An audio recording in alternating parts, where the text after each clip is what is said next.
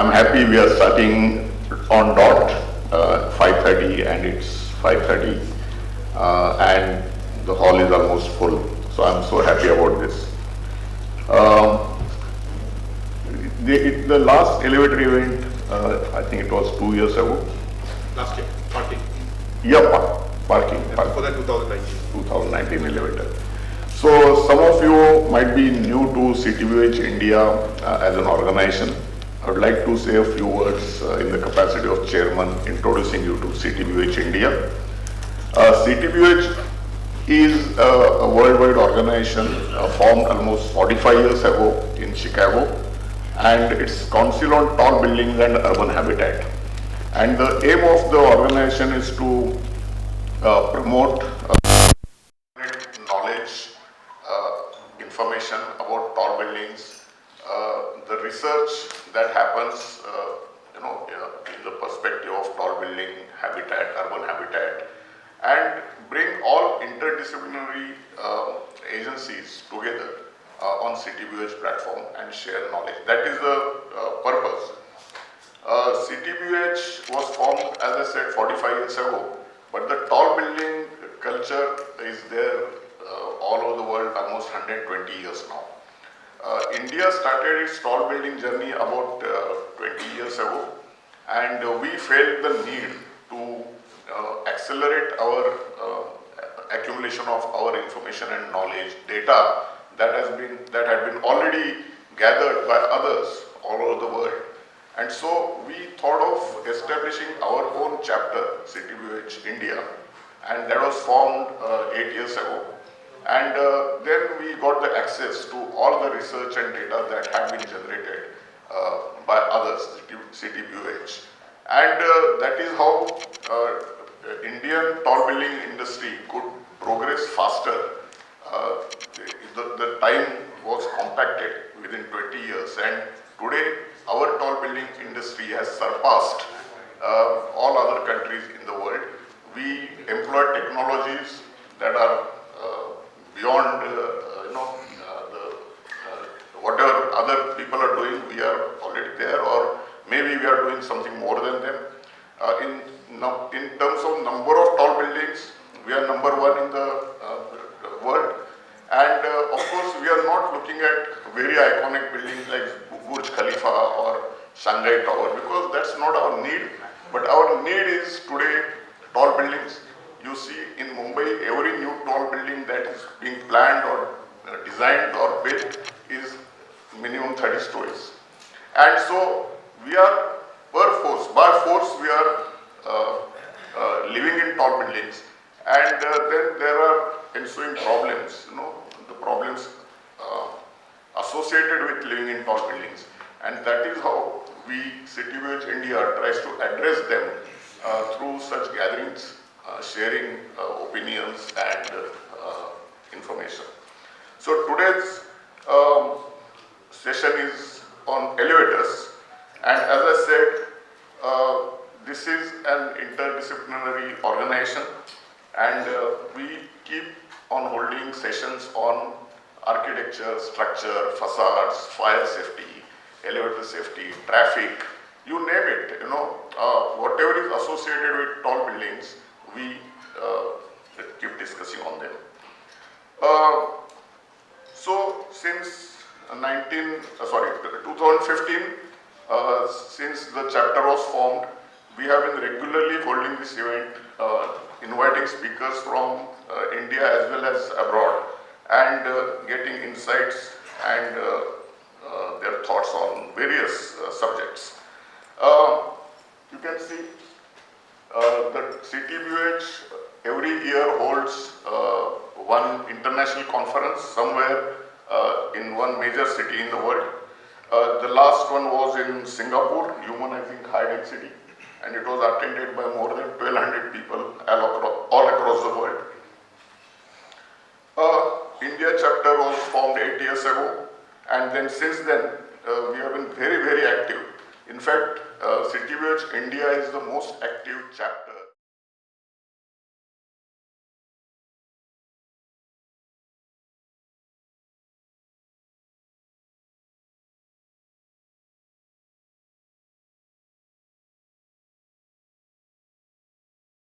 Today's event, elevator safety, was prompted by a few accidents that happened in last 3 or 4 months. I mean, you open a newspaper and you used to see an elevator collapsing or somebody trapped inside the elevator. And so we thought this is a very contemporary issue that needs to be addressed, and that is why we have gathered today. So these policies are formed by this core group, and there is a group of people who actively volunteer with their own resources and efforts to make these things happen. And also there is a lot of support from other professionals. Most of these professionals are having their own businesses and professions, and still they voluntarily support CTBUH India.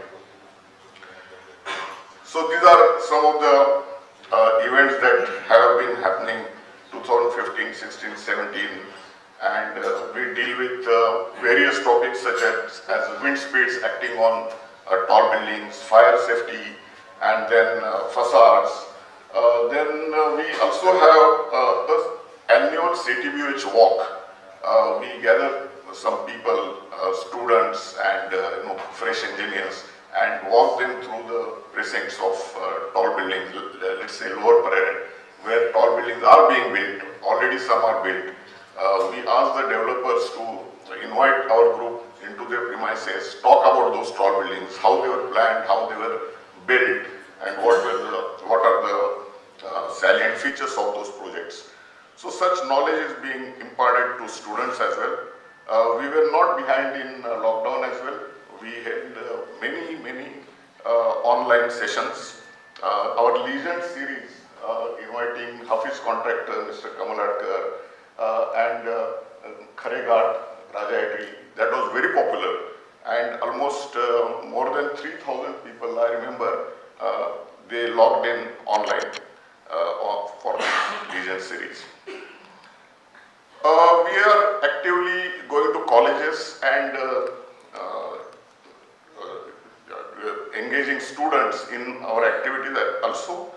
We hold competitions for them, design competitions, and our core group member regularly visit for delivering guest lectures in the colleges. Apart from this, we have now gone into the realm of sustainability very actively, and you can see human health and built environment, the well-being, sustainability in structural engineering. All such topics have also been addressed. Just to tell you, in January, we are holding an event on a transit-oriented development, which is again a contemporary subject. So probably some of you will get the invitation. I'm saying some of you because we have a practice of inviting the relevant audience to the events. So today all of you are somewhere or the other connected to the elevator safety. So you are here. So because we have limited resources, limited organizational manpower, so we have to do this. We hope with the active support of sponsors like these, we will be able to hold multidisciplinary events where we can invite many people at a time. But for time being, our audience is selected. This is a picture from the walk. As I said, our India chapter holds a record of having maximum participation in the walks. So this is one of the pictures. So this goes on. I can go on telling you one after the other how we are holding the events. And so I think I'll stop here, and now back. We have to thank our sponsors for today, and I think it should be done right in the beginning of the event, not wait for the event to, otherwise people will get bored, and attention should be focused on sponsors. So right now. like our president President said any event is possible.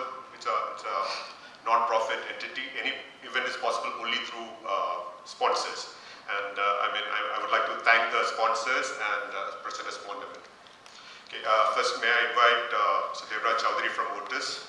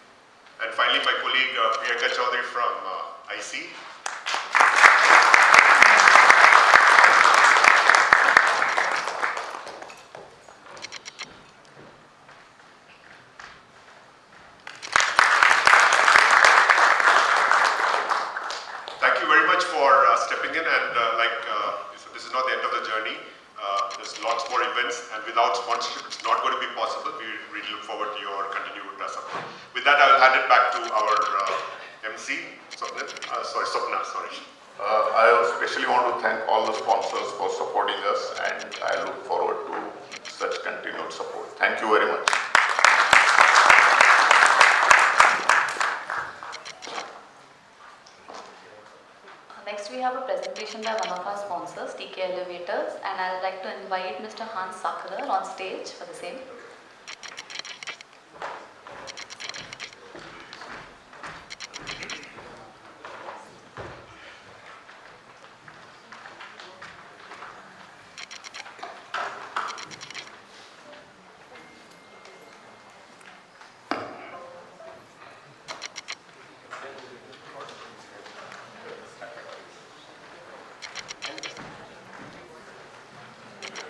So welcome all of you this evening of CTBUH. We will take you through some of the technology which is very unique for elevator. Before that, I will give you one or two slides on our organization. So we are 8.5 billion company with 50,000 plus employee, and our presence in 100 countries across the globe. These are our test tower and the R&D facility where we check all safeties of the elevator before releasing the product. One is in US, one is in Zhongshan, China, one in Korea, and one in Germany. This is our Indian operations. We have 4 regions, 21 branches, 84 response center, and we have 35,000 plus elevator in our maintenance, out of which we have 3,400 elevators from multi-brand, meaning we are doing maintenance for the other elevator company, other elevators also. This is our factory. We call it the MPF because there are multi-purpose facility. Factory is having a 10,000 capacity expanded, 6,000 is the current capacity. Our head office is also next to the factory, and we also won the 2 awards in a short span of time of 4 years. One is award on the energy. So now I will take you to the special technology twin elevator, which Hans will take you through the details. Ladies and gentlemen, very warm welcome also from my side. My name is Hans Sakharar. I'm head of high-rise sales and consulting for TK Elevator Global. What I brought with me for this event is twin elevator technologies, which means more than one elevator car per shaft. and also multi-elevator technology at the second stage, and we will talk also about safeties. If we speak about a high-rise elevator, and here, okay, there is no sound, but I will make the sound by my voice.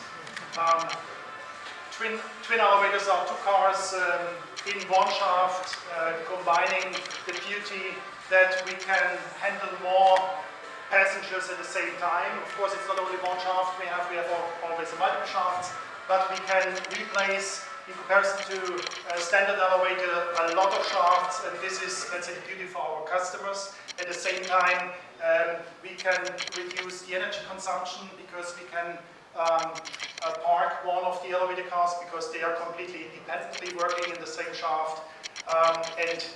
Third, we operate this all with so-called destination selection control algorithm, which is not new, of course, for you also in the elevator profession. We use this in offices as well as in other appliances, but what is new is, of course, we have this applied for twin technology for the purpose of giving the calls only from outside to the algorithm and to the elevators, because we cannot allow that people give calls inside of the cars. We have a 4 levels safety concept developed for Twin, and Twin is now celebrating already a 20 years anniversary this year. So we are not talking from a product that is recently brought to the market, but is already in the market since 20 years. There are no children diseases anymore. We're speaking about now the 4th generation of Twin. If we look in comparison to a single-deck elevator, just in a nutshell, of course, a single-deck elevator to a twin elevator, double-deck elevator, or multi-elevator with multiple cars inside. We have, with our twin system, it had been certified by TÜV in Germany, but also we got the highest safety level you can imagine for elevators. It's the European Seal 3, and this conformed to the EIC 61508, which is the same safety standard as for Boeing or the Airbus. With this in hand, I show this film, which is maybe now also without sound, except I put this in, maybe, right?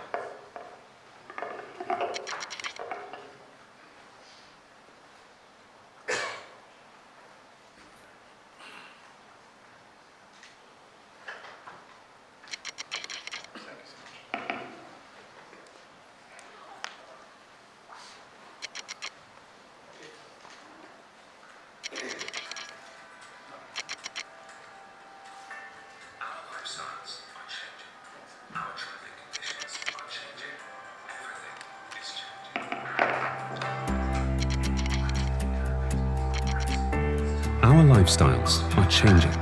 Our traffic conditions are changing. Everything is changing. When taking elevators, racing against time, you must be aware that traditional methods cannot satisfy today's demands.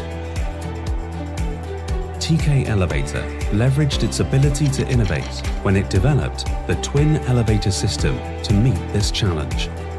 Twin has 2 independent cars running in the same shaft, which saves 30 to 50% of the area in the building core needed for elevators, reduces the construction cost, and increases the usable building area.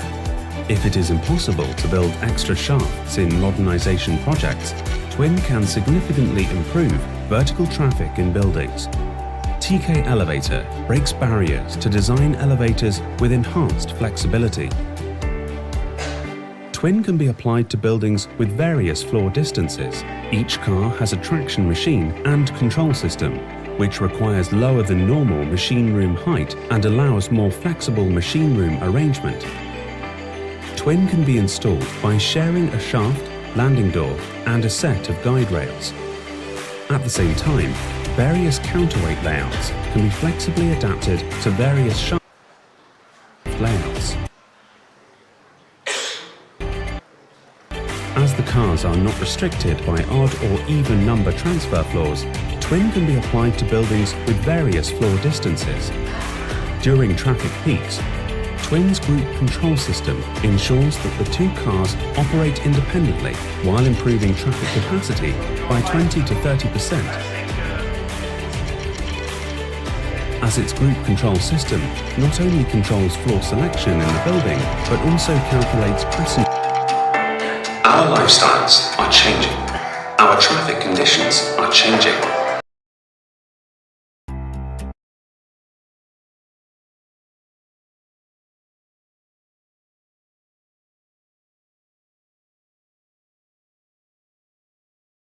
Everything is changing. When taking elevators, racing against time, you must be aware that traditional methods cannot satisfy today's demands. TK Elevator leveraged its ability to innovate when it developed the twin elevator system to meet this challenge. Twin has two independent cars running in the same shaft, which saves 30 to 50% of the area in the building core needed for elevators, reduces the construction cost, and increases the usable building area. If it is impossible to build extra shafts in modernization projects, Twin can significantly improve vertical traffic in buildings. TK Elevator breaks barriers to design elevators with enhanced flexibility. Twin can be applied to buildings with various floor distances. Each car has a traction machine and control system, which requires lower than normal machine room height and allows more flexible machine room arrangement. Twin can be installed by sharing a shaft, landing door, and a set of guide rails. At the same time, various counterweight layouts can be flexibly adapted to various shaft layouts. As the cars are not restricted by odd or even number transfer floors, Twin can be applied to buildings with various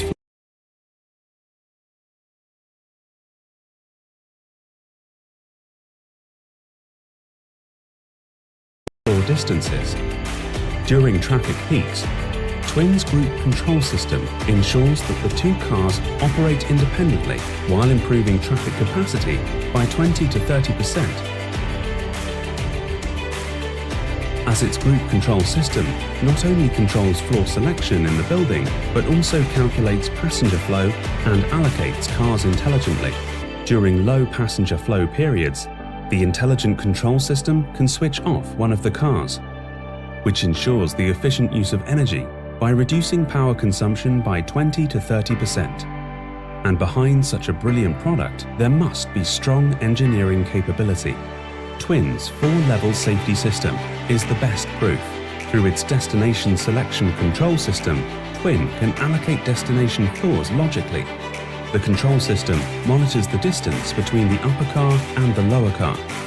And when the cars are approaching each other and reach a defined limit, they decelerate. When the distance between the cars is smaller than a defined safety value, the traction machine immediately powers off, and the two cars activate emergency braking through the safety gear. Twin has been awarded safety certification by TÜV SÜD and has the same security level as Airbus and Boeing. By virtue of its unique advantages, Twin has been adopted worldwide, including in the headquarters of the BMW Group in Munich, the Moscow Federal Building, the Royal London Hospital, and the Olympic Park Observation Tower in Beijing.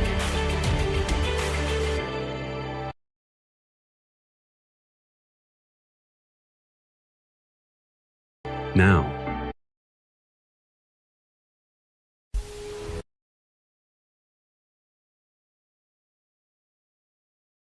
Safety system. Today it's my presentation.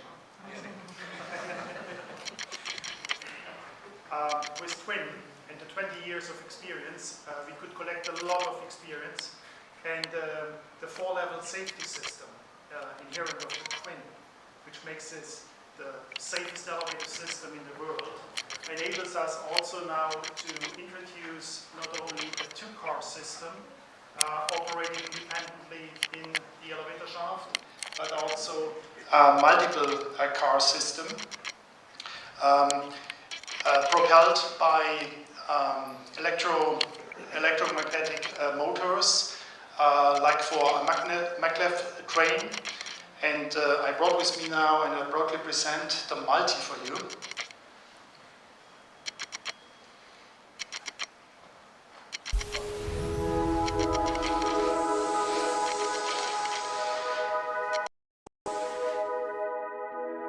(1854), the birth of the elevator.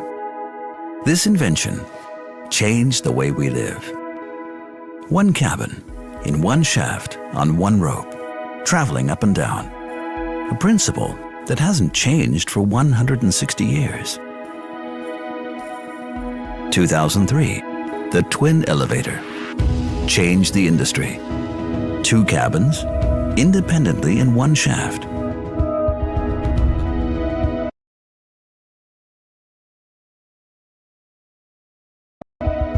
In the future, more and more people will live in megacities. Today, building development is constrained by the forms of mobility available. A revolution is required. We started to reinvent the elevator concept.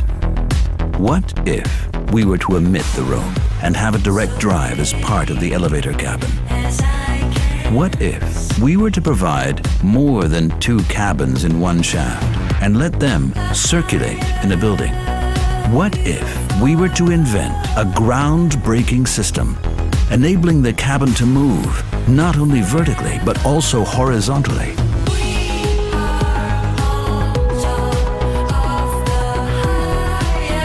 No more limits in height, shape, and mobility.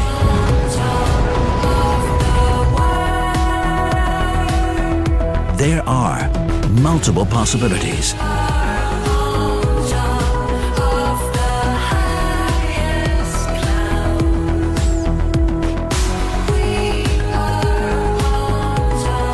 And that's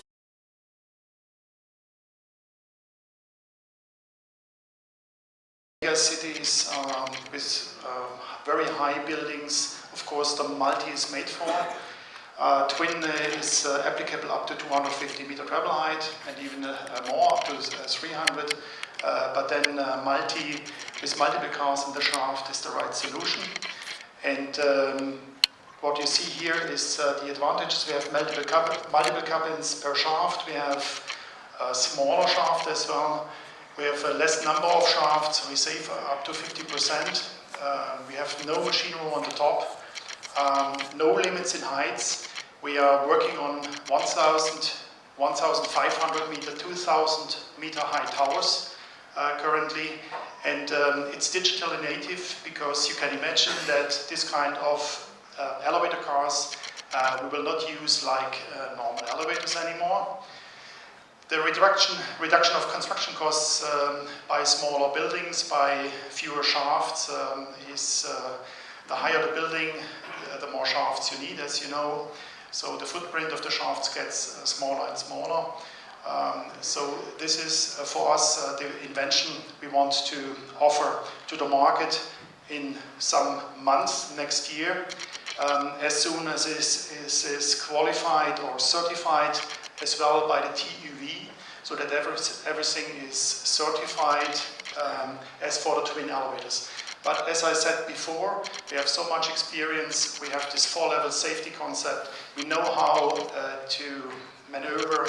We know how to pilot so many cars in shafts, and this will allow us to open a new era in the vertical transportation industry. Said this, I thank you very much for your attention, and I'm looking forward.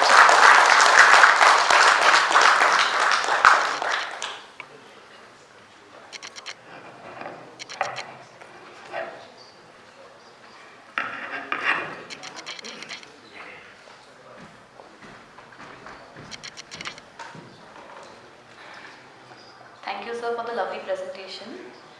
Next, we have a presentation by SK Elevators, and I would like to invite upon stage Mr. Karan Torakia for the presentation.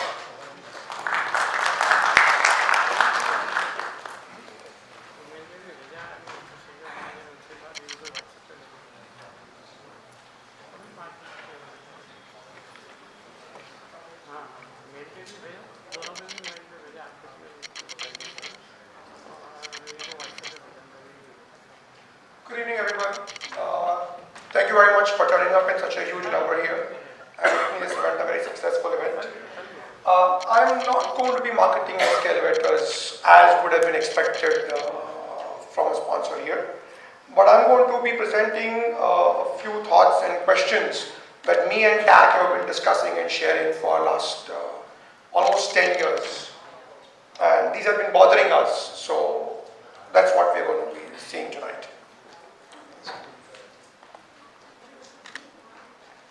The elevator industry, a magician's envy. Any guesses? Why am I saying this? Well, we'll see what I mean by that. The idea of competition. What should quality competition do? And what should be the impact of quality competition on the product, on the people that use it, and on the perception of the industry at large? I would like to answer these questions by using an example of the automobile industry. Most people here would agree with me that about 25 years ago, none of us here would be willing to buy a Mahindra or a Tata vehicle. It was considered to be a pretty crappy brand to buy. But if you look at it today, the cars on your left hand side were the cars from the early 2000s or late 90s, and on the right hand side are the cars from the current year. And what do you think has happened in the automobile industry? The automobile industry, the Indian companies in the automobile industries have been forced, and I would say they have been forced very desperately to change, to improve themselves, not only in terms of the design, but also features, safety aspects, and in the overall product that they develop has been transformed. And I think today many of us here would be driving a Tata or a Mahindra vehicle and would be enjoying almost the same features or benefits that a Mercedes or a Honda would be providing. So what the answer to my question is, quality competition should help markets evolve and customers mature. Competition should be the mother of market evolution, continual improvement of both products and services, and enhancing overall customer experience. And one of the questions I ask is this the situation in the elevator industry? Some facts of our times. Fuel. Diesel, 33% increase in price in the last 3 to 5 years. Petrol, 31.6%. Power, 30%. Raw materials, steel, on an average, 37%. Dollar rate has gone up by 18.4%. The food and the average inflation is up by 80%. So what do you expect to happen to the elevator prices? Go up or go down? That is where the elevator industry is a magician's envy. This is a graph, and let's skip this off. Despite a steady increase in the average cost of almost all items in the market, how is it that the elevator industry manages to keep reducing the prices? Not just the new installation, new elevators, but even the maintenance contracts. The easiest scapegoat for a developer or a society committee to reduce cost and make themselves look more efficient is to budget and reduce the cost that is allocated to the elevators. Why is the industry in this race to maximize market share by focusing on achieving size 0 elevators? I'm sure everybody understands what I mean by size 0 elevators. My question to the industry here, to all my colleagues here is, are we honest to our customers in what we are giving them? I don't seek any answers here from you, but I just want you to ask these questions to yourselves and answer them to yourselves. SS hairline finish. This is the biggest joke that I hear in the elevator industry. There are more jokes that have come across my way. I've heard of car frame-less elevators. The next thing I'm going to hear is cabin-less elevators, doorless, ropeless, railless. I don't know what. And I don't know where is it going to lead us as an industry. The average life expectancy. This is a survey that was done by TAC about a few months ago. and we came to an agreement. In fact, I might be wrong in my numbers here and there, but in 1993, the number of years that an elevator was expected to survive was 25, and in 2023, we've reached that down to 10. Let's imagine in 2050, where would that number be? Maybe 1 year? Or in months? I'm not sure. But this is the reality of our market in our times. If you look at this graph, on the x-axis, I am talking about the focus on product quality. On the y-axis, I talk about the impact on the product cost. And in any matured market, you would expect the industry leaders or the multinationals to be sitting on the top right corner, where you focus on very, very high quality, you focus on new designs, you focus on comfort, you focus on things that are going to be leading edge technology. And there, the impact on the cost obviously is going to be high because of the investment in R&D, investment in or better quality of the product overall.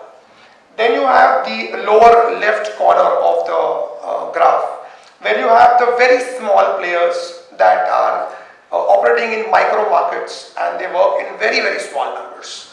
There the focus is not really on the quality, the focus is on delivering the purpose. जो काम होना चाहिए वो हो जाना चाहिए, चलना चाहिए is the kind of attitude that is there in there, and obviously the impact on the product cost is going to be low.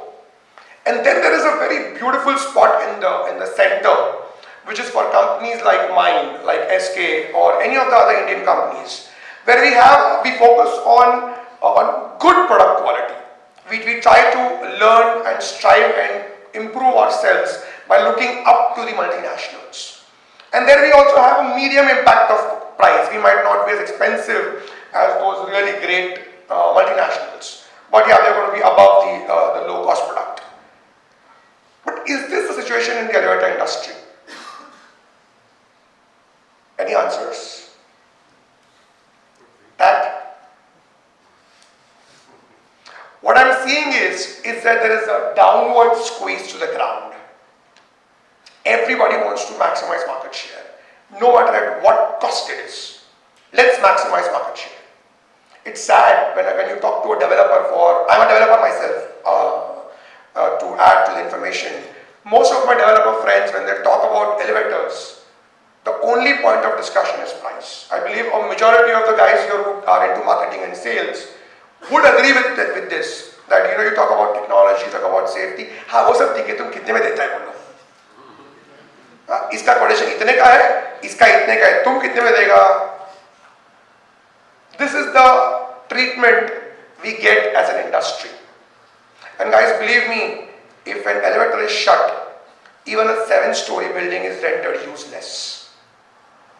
The health and the physical situation that our population is in today, climbing 7 floors is a task. So a 30-story building, which is the upcoming trend, it is impossible to go up if you do not have a good quality elevator.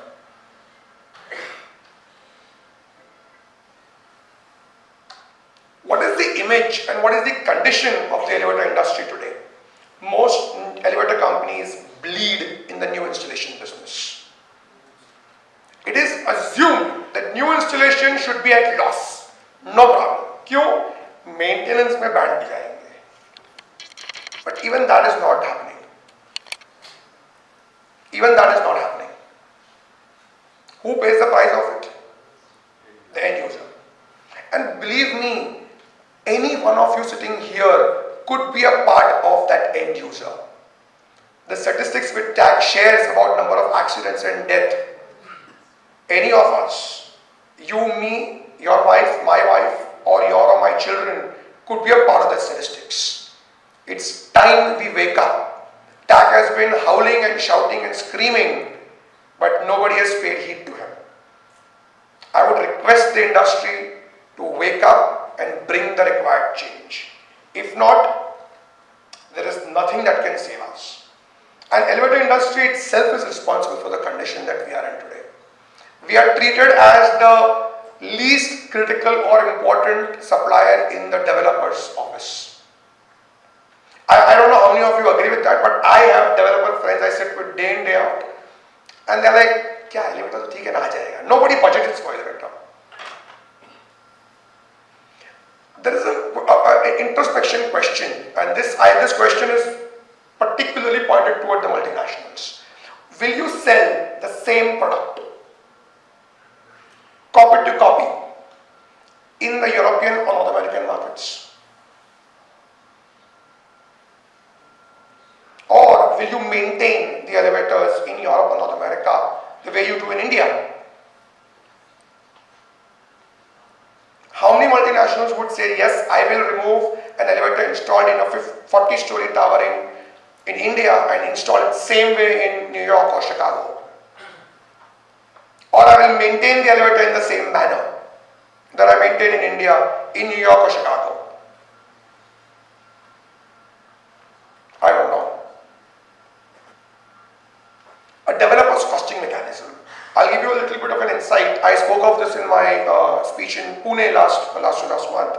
You know, when a developer is working on his project, for everything, including the tiles, the paint, the cement, the RCC, the costing is done on per square foot basis. When it comes to elevator, anybody? Tag? Per unit. बराबर है, एक lift का इतना होना चाहिए. There are a few people I know, like Abdul is in sales. Abdul, how do they treat us when you talk about elevator costing? Per unit.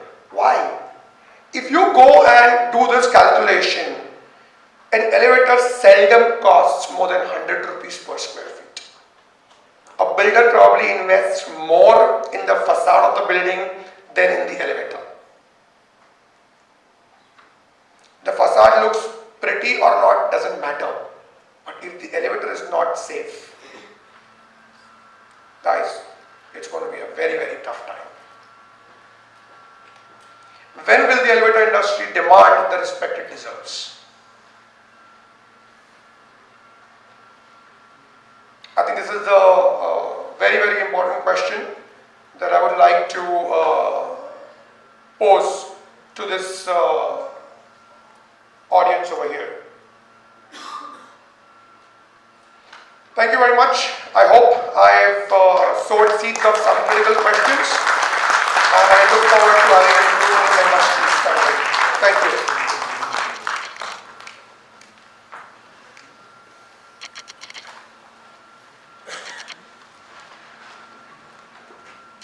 Thank you, sir, for that insightful presentation.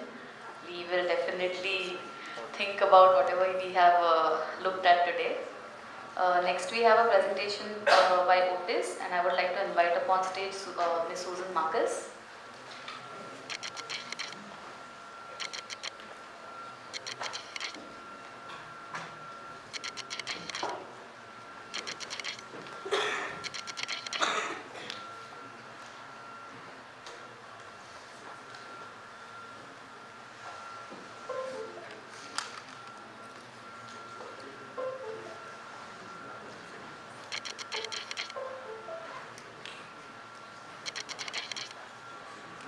Good evening, everybody. I'm Susan Marcus, representing Otis. I'm the Director for Modernization, and it gives me great pleasure to be with you today on the theme of elevator safety and partnering with CTBUH and TAC on this event.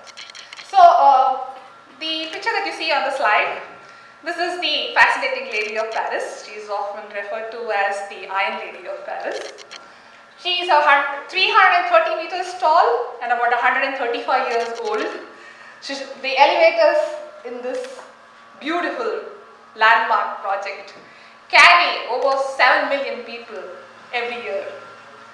So that's the testament to how humanity strives towards taller buildings and the responsibility that we have as elevator colleagues to take them to their destination safely.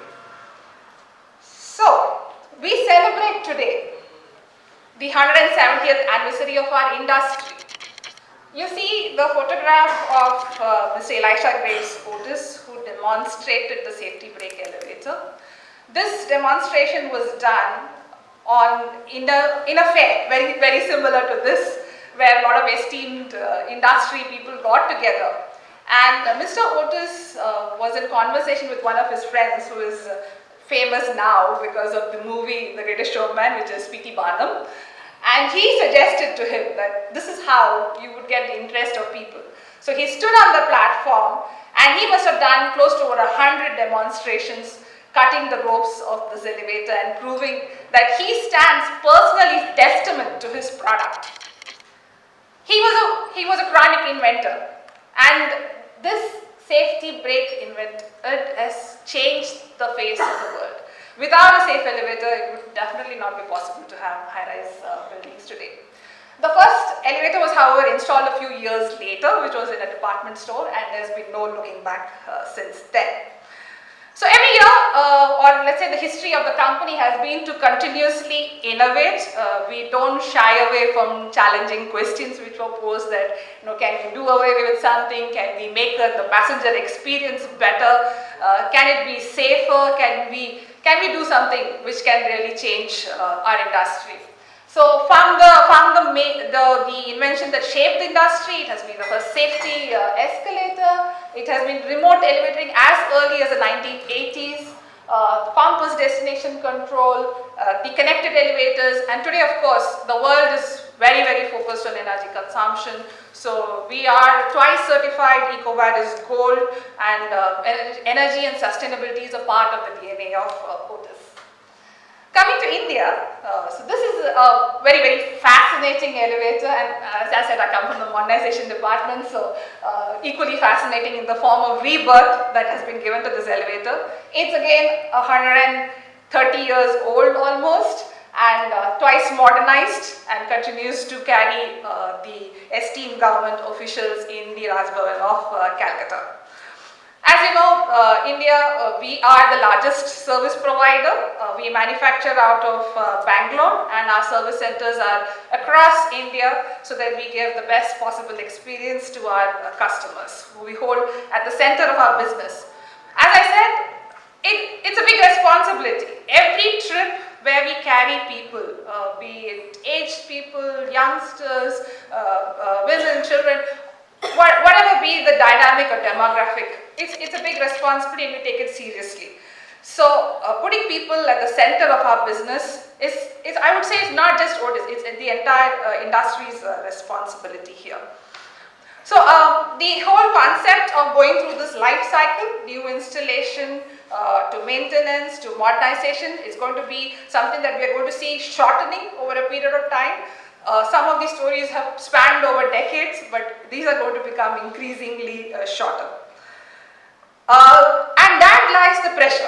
So when we talk about installation of elevators in complex projects, and I've just highlighted a few here, you could have tall buildings, you could have government buildings, you could have mass transit systems. And there is this phenomenal drive that comes when you complete projects on time. So this is where the pressure comes on us in industry, and as a company, we've taken it on ourselves to have the best processes within the company, which we ingrain in our people, so that we can have safe performance in meeting the timelines, as well as having no incidents on our side. And this has been incorporated in the way we have the structure of our safety governance. Today the concept of this conference is on elevator safety. So we have about 16 rules of cardinal rules, which cover electrical hazards, fall hazards, elevators, escalators, and hands down we can say if the person who follows these rules, 100% that person will be safe in any kind of work environment that he is in. And safety now also translates to our factory and our product dynamics. We have science-based targets to reduce emissions, which in our LEED Gold facility at Bangalore, we take it very seriously, and this facility is about 25 years old, and 50% of it is engineering and research and development, where we look into every aspect of our product that, not just the people who use our elevators, but the people who install our elevators, the people who maintain our elevators are always safe and give the best performance. Talking about Gen 2, so the Gen 2 name is also about 20 years old, and let me say it's a product which has got the fascination of the world, quite a precursor to its time, because it incorporates in itself some of the concepts which are becoming popular today, which means essentially the system should be self-diagnostic, it should have the least number of incidents, it should be energy efficient. So all that is built into the design of Gen 2. And regenerative drives as a standard, for the past 10 years we have been promoting regenerative drives, and it was a time where it was very difficult to explain these concepts to the end customer, but today there is a drive from the customer itself to have these kind of products and services. And now from Gen 2 we move to Gen 3.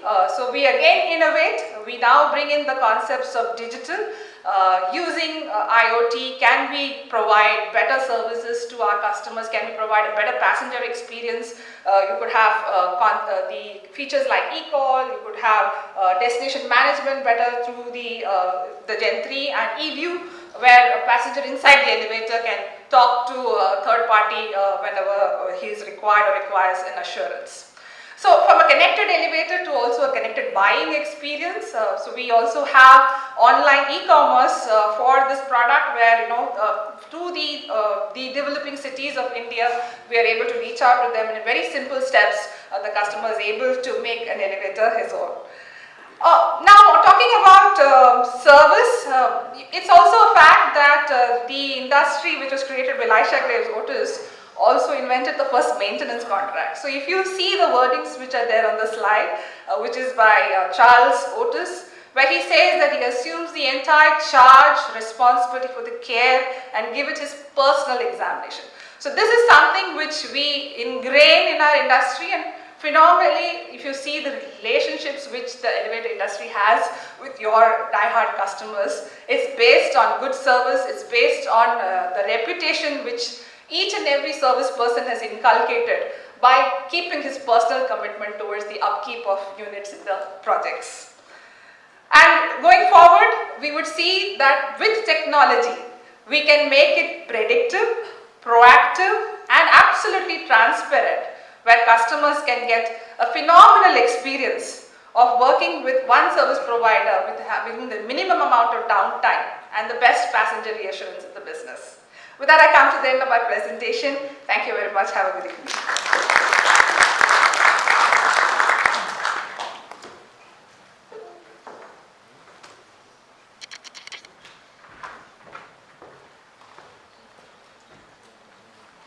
Thank you, Susan, for the presentation.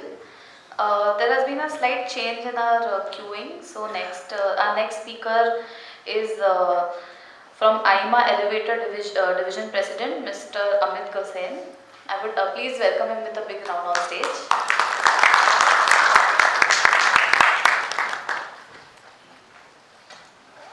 Thank you, and sorry about making this change, but thank you to TAC for inviting me. And one of the things I like about this is, TAC, you are the most passionate, safety-driven guy that I've seen, and I think you have to maintain that passion and ensure that it is actually driven across. But a very good, interesting presentation from TKE and Otis, very nice, and SK Karan, I don't know where you are, but I think very passionate presentation there you are, and I think you're spot on. It's not about bringing the price down or bringing the profitability down alone, but it's bringing the safety down, which is very important. So I really think something that we really touched upon very, very strongly, and I think we should really follow that safety norm. Well, let me introduce myself first. Of course, for those who don't know me, my name is Amit Hussain. I'm Managing Director of Kone Elevators. Kone, we are actually have a factory which is the largest factory in South and Southeast Asia, with about, we manufacture about, or can manufacture 150 elevators per day from there. About 6,000 employees direct and 2,000 indirect employment. But the thing I like about it, and I also head the division for the elevator and escalator division, which is like the association, and I'm very happy that it's actually the whole team of all the companies that get together and discuss various ways of bringing safety to prominence and bringing things. So we've got of course TK is here, Otis here, Schindler, I don't know, people would be there from there, SK is there.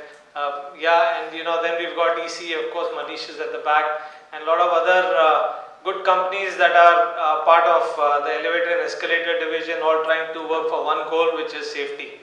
I tell my team in the company that don't take an elevator if you can't maintain it.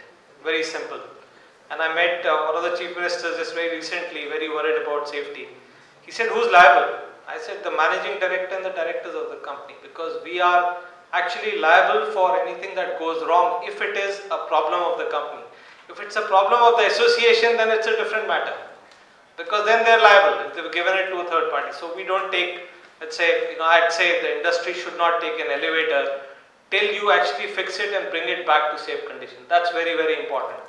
And I think the developers and others should also see that the elevator that they're handing over, till it's brought back, we won't take an elevator which is unsafe till we bring it back. And I think that's what we are pushing the industry as well. So more importantly, it's a lift act that we are also trying to see. There is a lift act in the country. TAC's been promoting that a lot, our industry has been, but the lift act talks about the minimum standards an elevator should have. And I think, Karan, that's where I like it. The minimum standards that elevators should have, if you keep bringing the price down, you'll keep compromising on that.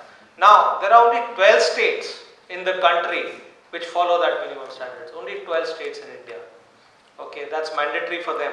Other states don't. We met the urban minister, he said, I'm surprised. It should be a uniform India Act. So write a letter to us, we did. But right now, of course, they are trying to look at it. But it's very, very important that there is a uniform lift act. We as as an industry body, we thought it's very important to bring that so that the standards can be maintained. And it's not for the elevator industry, it is for the developers and builders and the architects to see whether the elevator is actually meeting those minimum standards or not, the one that they're putting in. And who's liable? It's actually the developer, the builder, architects, and then the manufacturer in this case, because they're taking or actually compromising where there's no lift act. So if there is a uniform lift, I remember, I was working for let's say an automobile industry where there were no lift emission standards, the BS standards. And as soon as it became one standard for emission in the country, now every car on the road meets that standard, because every manufacturer has to meet the pollution standard, the emission standard. Therefore, the minimum standard of lift has to be followed. That's one. Secondly, we are all working on another code, which is EN 8120, which is the European code. Okay, that shows there is a minimum standard that has to be done. Of course, Tipnis is very well into it now, and the industry team of all the different companies have got together. When it should be launched, of course, the industry will decide based on when the companies will be ready. But then that brings us to what, Karan, you were talking about, to go into the same standards as Europe, right? So we'll have to mandatorily manufacture that in India. Many companies are doing that. I would say a lot of companies are actually, I'd say most companies still have the same standards as global standards. But then there are 300 other smaller companies that will also have to follow that standard, which is good for our industry. And it's good that the Indian companies will also come up to a good standard, and then they can export later as well. I'll be very happy to see that happening. Although they'll be competitor to me, but it doesn't matter. So that's important. And I think these are the two things that we're all working on, and this industry needs to actually know. And more importantly, I know there are architects here, there are builders here. They should also understand, sometimes we take pride in we build this, we build the largest elevator, we build this and that, but it's the architects who actually develop all that for us. They build, one of my friend, our architect, was saying that, I've seen your elevator in Geo Center and it's large, but who actually designed it was an architect. That was important, right? So it's very important that the architects also try and see there are standards that have to be followed, and the building has to follow some standards for elevators as well. So that was my message, just those two things. Ensure safety in the industry, which you keep promoting, Uniform Lift Act. Secondly, we will have one day the same standards as European standards. There would be multinational companies manufacturing here, exporting out. There would be Indian companies manufacturing, exporting out. So we'd be, good make in India. Thank you very much, and all the best.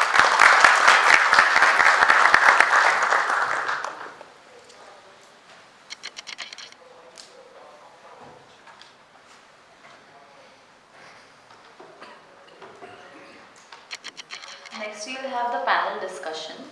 And I would like to invite upon stage our moderator for the evening, Mr. Tak Matthews, who doesn't really need an introduction, but I'm still going to do it.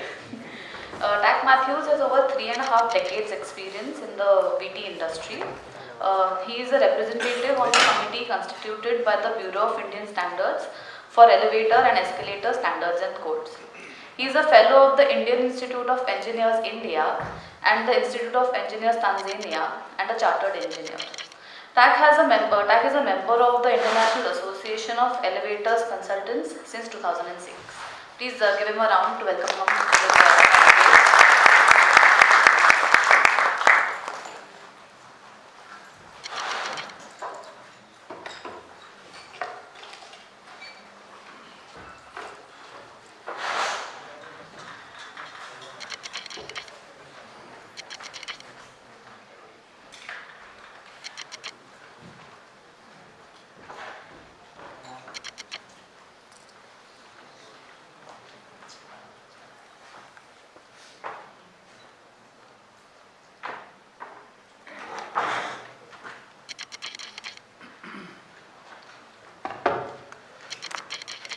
Good evening.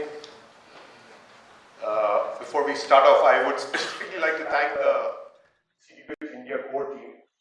So when this thought about this event and all came up, they were the most supportive. Specifically, I would like to thank our president, Mr. Girish Kavin, CM, and Mr. Subodh Arora, again not here, etc., who again they were persistent in their support. Every time I had a little bit of a doubt, yes, no, they were there to support. And even like this, I mentioned it earlier, I mentioned it again, it's not possible without the support of the sponsors. And I must say that I think approached 8 people, and before I could think of the 9, 6 had already put up their hands. Thank you very much. To those of you who are not sponsors, I would request you to kindly ensure that you visit their stalls, interact with them, so that for the next event we get even more sponsors, even faster. So with that, let's sort of get into the event for the day. Let me first introduce the panelists, the audience. So when I say this, everybody says that we just came here to listen, but it doesn't work that way. I mean, that's the way I at least see it. And this audience is very diverse. We have architects, young and senior architects. We have developers. We have consultants from varied verticals. I mean, whether it is from, I don't see them yet, from the facade industry where there were some references, from MEP, we've got those varied consultants.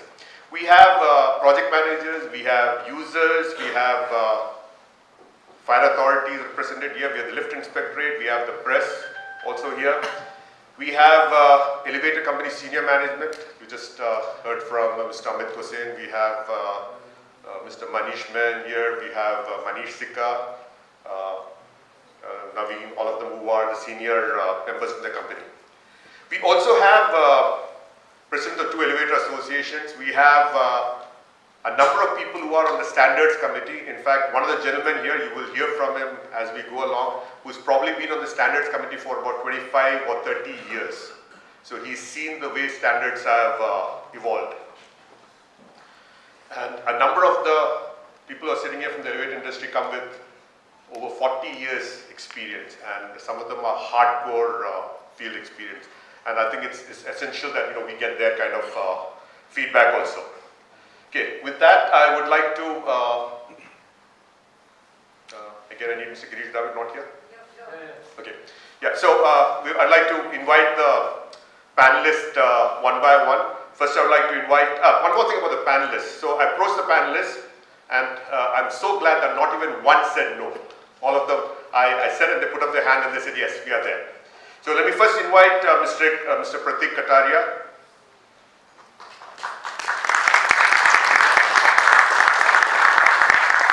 A young missionary in the real estate and investment vertical. Pratik Kataria has progressed in the realty sector at a lightning pace, and I can vouch for that. A second generation business leader and entrepreneur, he steers his family venture Saina Developers. privileged to have been given the responsibility of holding the topmost designation in the next gen of NAREDCO.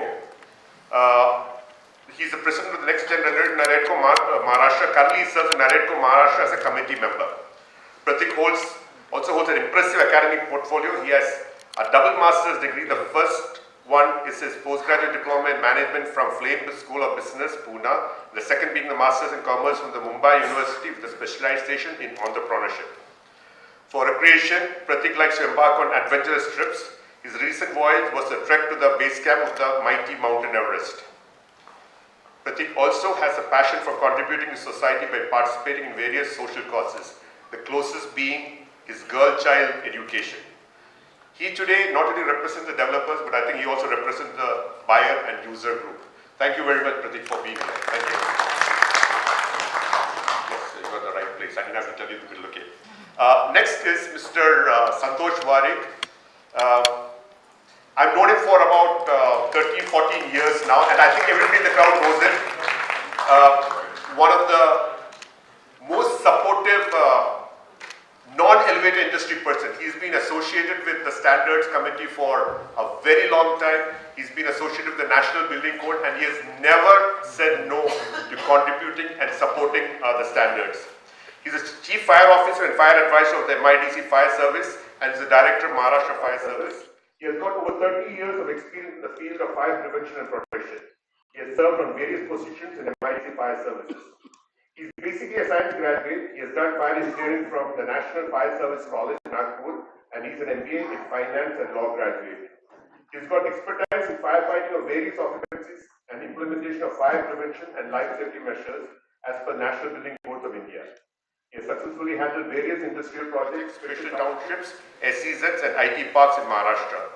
He's a member on various committees of Bureau of Indian Standards on fire and life safety and elevators. And he's probably one of the only non-elevator people who keeps constantly attending those meetings and keeps contributing. He's been awarded with the Presidential Medal for Meritorious Service. Thank you very much for coming here.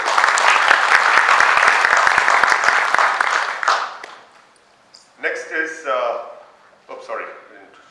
thank you. Next is Mr. Uday Dambe. You need to sit on the other side of the user. He's an electrical, he calls himself an electrical inspector, but I keep saying that he represents the elevator industry because he's from the lift inspector. He also inspects the lift from the energy department of the government of Maharashtra. He's a BTech from VJTI and a Maharashtra Engineering Services 2015 batch. He's got 13 years of experience in the elevator inspection, and he's a member on the ET25 committee for the Bureau of Indian Standards, that is the elevators.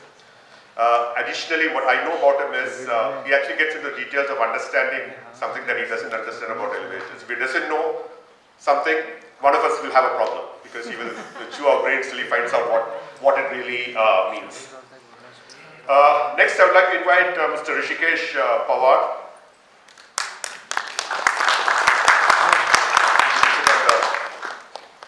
He's a BE mechanical engineer and a postgraduate diploma in marketing, working with the elevator industry over the last 23 years and in varied geographies across India since 2012, and successfully led Otis's businesses, new equipment and service operations across East, South, and currently in Western India. You still got North left, right?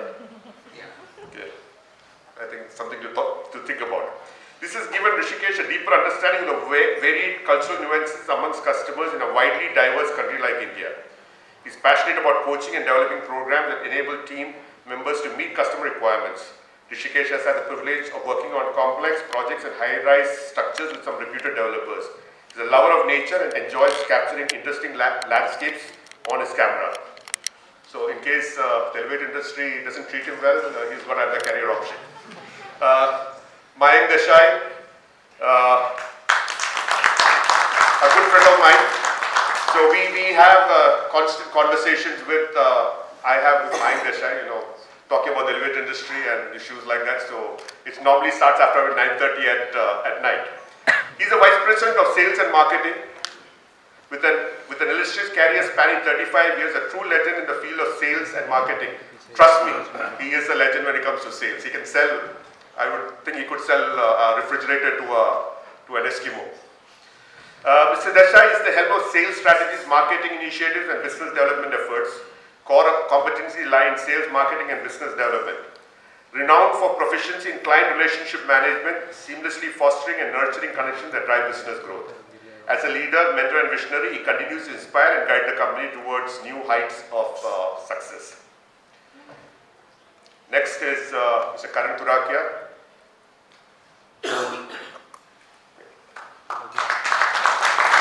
You already heard from him and he almost, I was always thinking, let's cancel the panel because he's already covered all the subjects, so we might as well. He's a second generation leader of SK Elevators.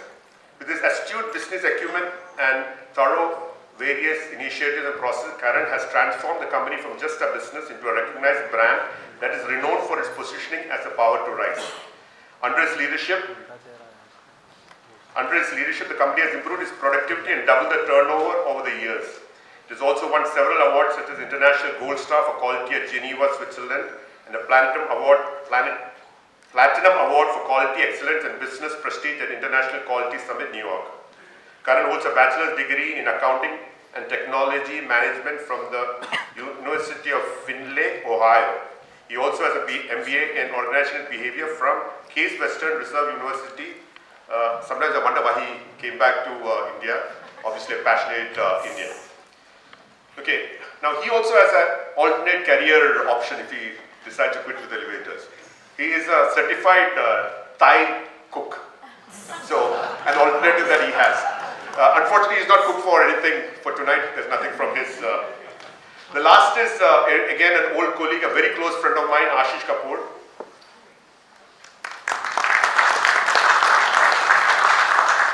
He's an accomplished professional with over 30 years of experience in sales, business development, revenue generation, and customer retention. Currently, he is with Shuko International as a strategic account director responsible for large strategic global accounts. Ashish has over 25 years of experience in the building materials industry, having worked for Schindler, Hafele, Ingersoll Rand, and Shuko. He has successfully built teams in these organizations and is known to have excellent relationships with his clients. His passion lies in leveraging creative and innovative strategies to drive new product sales and business initiatives. Thank you very much. I think let's move forward with business. Somebody will need to ensure that I have a glass of water. Yeah, good. Okay.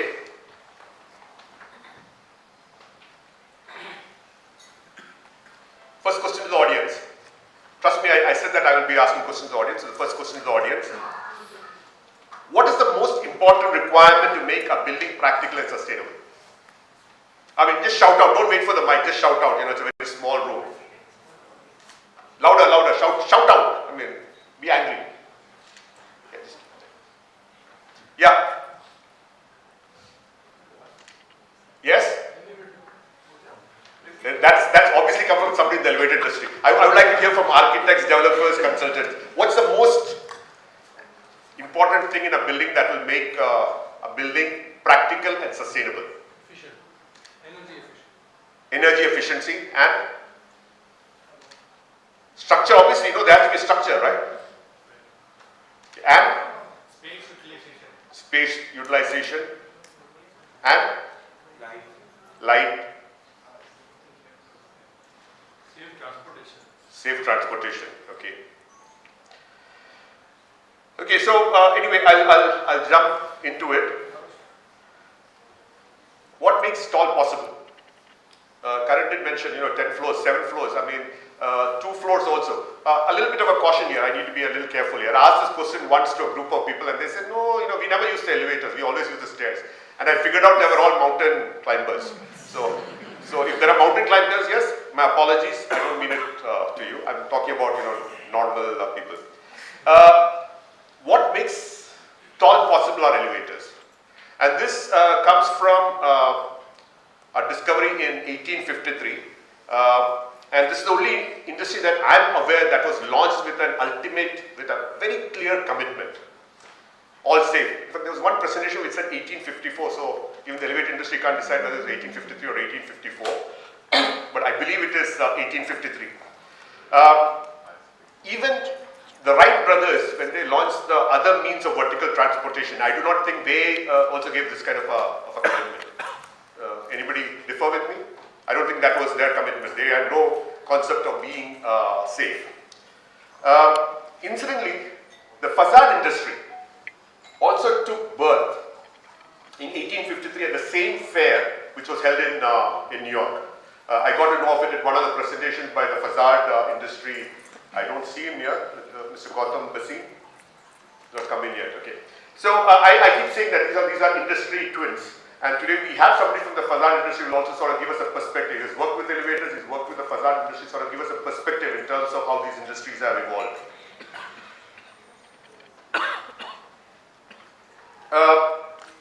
So this invention, the modern version of the same invention which works on the same principle is available, can be seen at the Vittur stall, which is in Hall 5 across the board. I would seriously recommend those who are not from the elevator industry to go and have a look at that device which makes elevators safe. Incidentally, there are lots of things that have changed in the elevator, but the basic principle on which this governor has been devised, that's the centrifugal force, has not changed one bit. So those of you who have not seen a safety governor, please do go visit that stall and have a look at the safety governor. The discussion points. Karan has had a little bit of an advantage, Mr. Dambi has a little bit of an advantage that they have had a little bit of a purview of this because we had a similar discussion a few times back.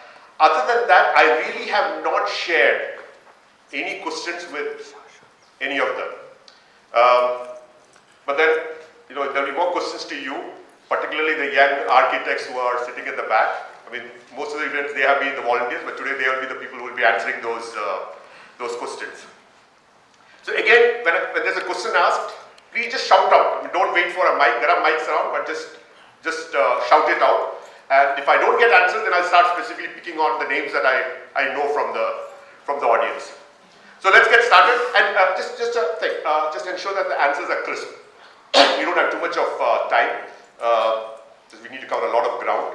And let's not get into long lectures, but crisp answers.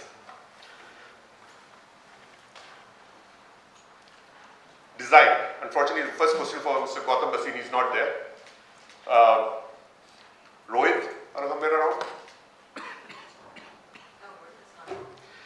So anybody from the MEP in the group? Okay. Okay. So what percentage of tall buildings in India do not have a robust MEP design basis? I mean, a DBR. Tall buildings. Tall building, mostly I would say around 60-70% is that. All of them would have a thing. About 70-80% would have a MEP clear design. Unfortunately, I think anybody from facade here? Facade experience? Okay. What percentage of tall buildings again, would not have a design basis for the facade? I think almost 50%. 15% wouldn't have it, so 85% would have it. So generally over 80% would have an MEP or a facade design. What percentage of tall buildings in India have a clear, robust, honest design basis for elevators? 30%. 2%.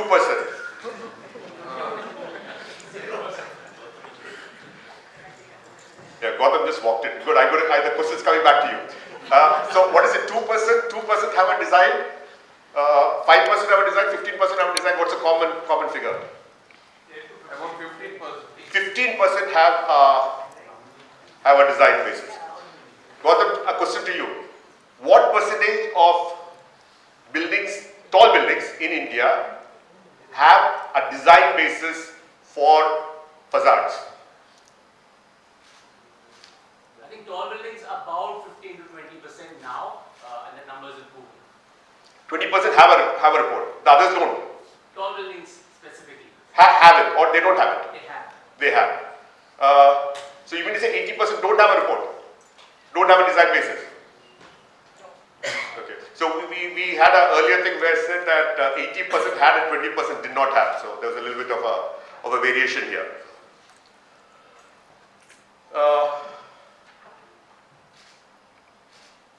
Anybody with international construction experience?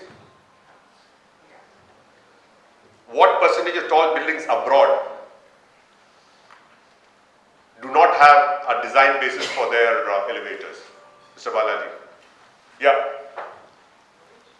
Most of them would be having it. Most of them have it. The buildings I walked on had it. So we see the disparity. So Ashish, to you the question. How is it that for a building, facade is considered a critical design requirement? You have been on both sides of the table. While for elevators, it generally is not.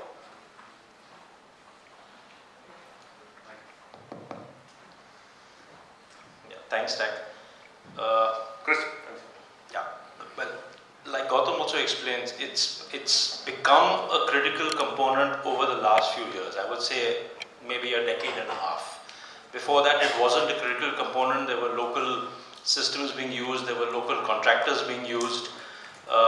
But because of certain factors, which maybe I will talk about a little later, it's become a critical component now, whereas perhaps for elevators it still hasn't. And why is it not critical for elevators? I'm not the elevator expert here. No, you were in the elevator industry. Give it from your perspective. Well, I think what Karan Saab explained in his presentation, and maybe I'll answer that with something of my industry knowledge when I was in Shindla. I remember the Sripati Towers, the tallest building in Mumbai, and I was part of Shindla when we were getting that contract. It's a 45-story building, and they had designed 9 passenger elevators for that building. Now, that is something that we didn't really understand, and Dak and I worked on that project together. And that really shows that there was no thought put into the design or the shaft size for a 45-story building. 6 elevators with 9 passengers, the people living on top would perhaps never ever get the elevator.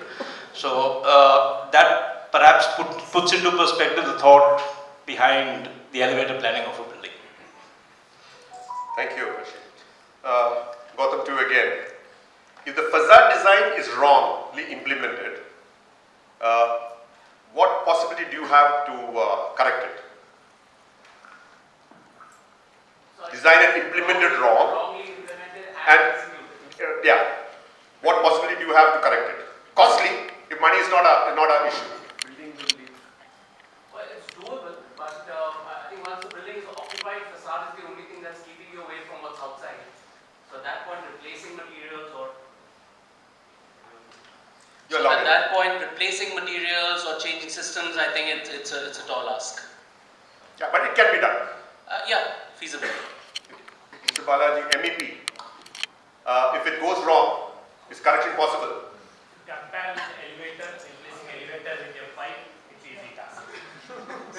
Replacing elevator would be very difficult. It's very difficult. You sort of got you to the answer. The question is coming to your mind. Can elevator design ever be corrected? Elevator design cannot be corrected, but specification can be improved. Like if it is a 2 meter, we can change it to 4 meter, but subject to availability of the overhead and the beam. So there are, once it is fixed, it is fixed. You can have a lot of good interior, but I don't think we can increase capacity or anything else. Mr. Girish Dravid here. Okay. A question that I've asked you in the past, I'm going to repeat it for the sake of it. What prerequisites does the high-rise committee have for elevator adequacy? Nothing as far as I know.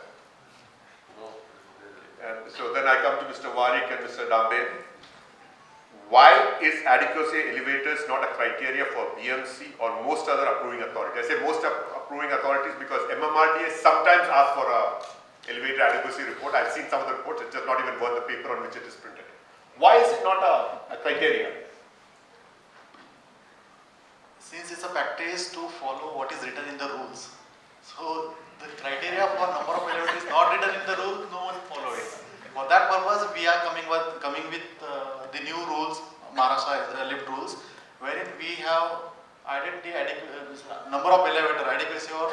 I shortlisted quality of service and quantity of service. Those things are added into the rules, and now the rules are coming in next year. So once that rule is implemented, yes, it is compulsory for the architecture, the planning authority to have a number of lift as per the requirement, number of floors and flats and people living in the building. Mr. Wari, your as far as fire safety is concerned, the National Building Code Part 4 gives recommendation for firefighter tower or fire tower, in which fire lift and fire staircase is embedded inside the building. And for every compartmentation, what we see normally 750 square meter area is a one compartment, and with sprinklers you can increase by 50%. So for every that compartment, one fire tower is recommended in National Building Code. So as far as fire safety is concerned, for every that compartment I need one fire tower with fire lift. So that is the requirement from fire safety. But as far as transportation means analysis and normal experiences, my requirement as an occupant, if it is a business building, 10 square meter per person. But if you go to any IT building or office building in any metro or mini metro, you will find hardly it is followed. Not 1% also. So you will see number of people occupying the area is much more. So in that 10 square area means you can see 4 people are sitting. Okay. Now all of you, I mean most of you would have attended some session or conference or workshop on tall buildings, right? I mean how many of you would have attended some session somewhere on tall buildings?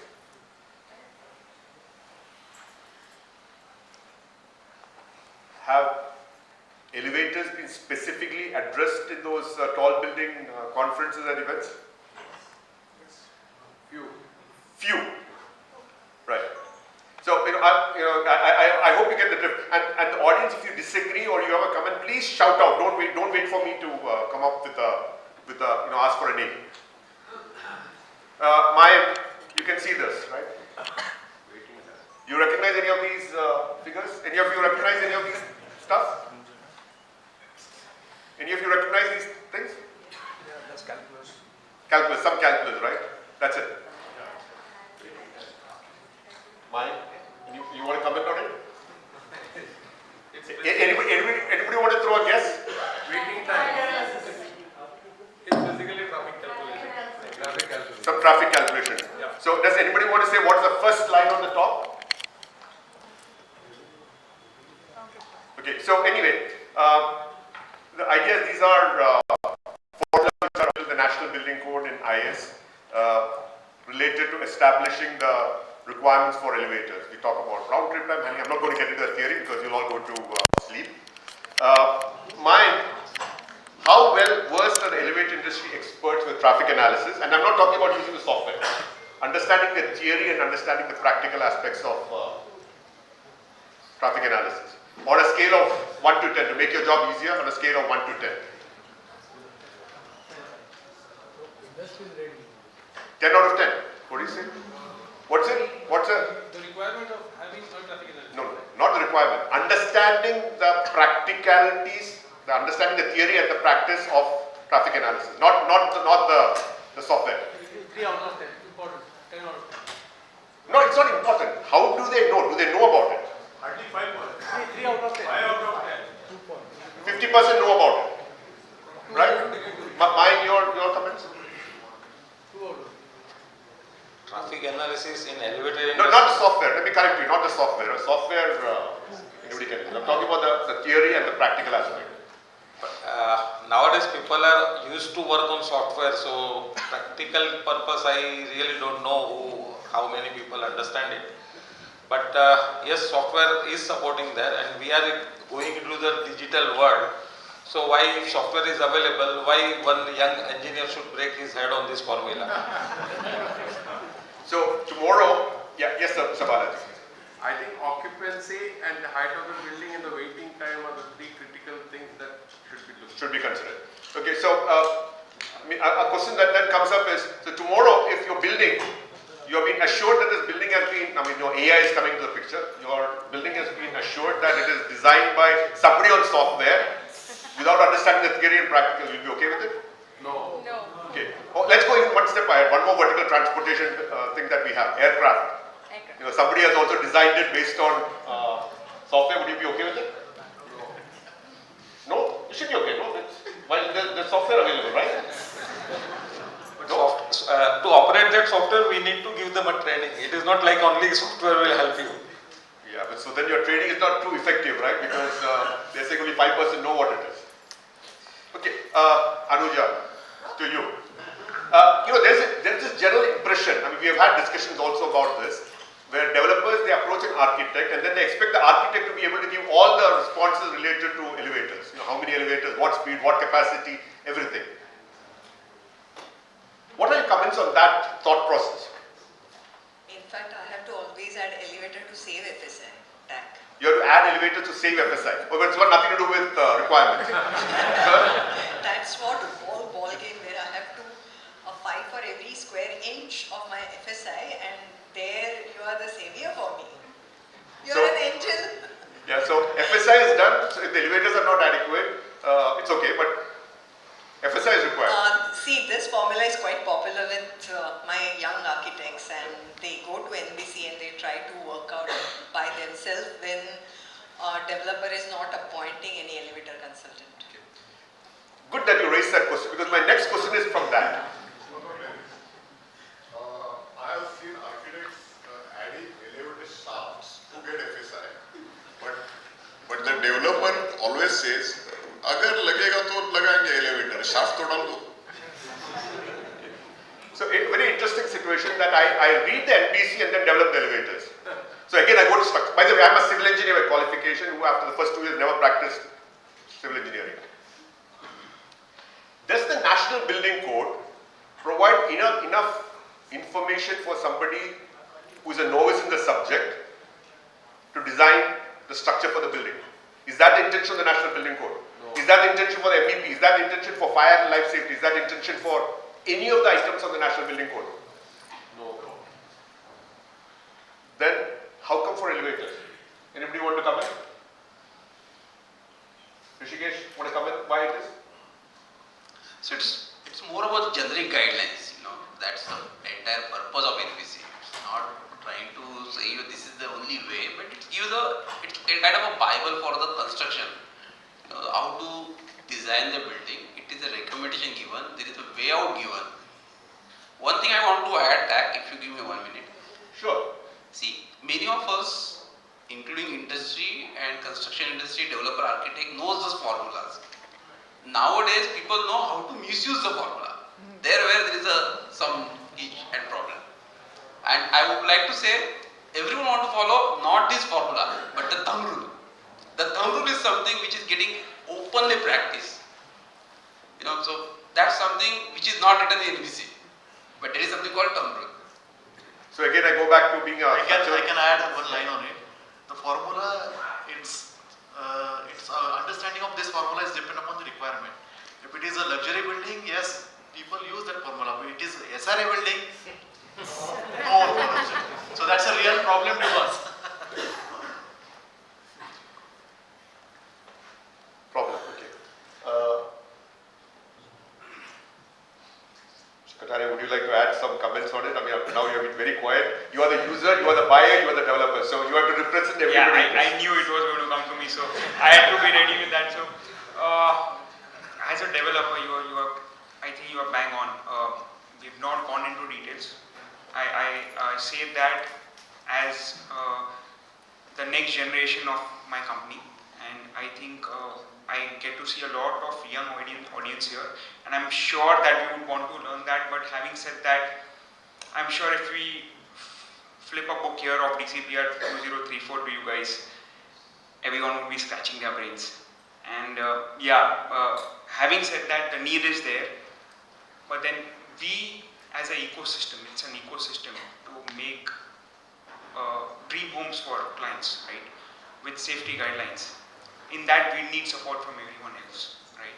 So MEP should be ME square P, wherein the elevator consultant should be a part of the whole mixed design, wherein we need brilliant guidance from people like that and the whole industry, wherein we are literally being told that this is something that you shouldn't compromise.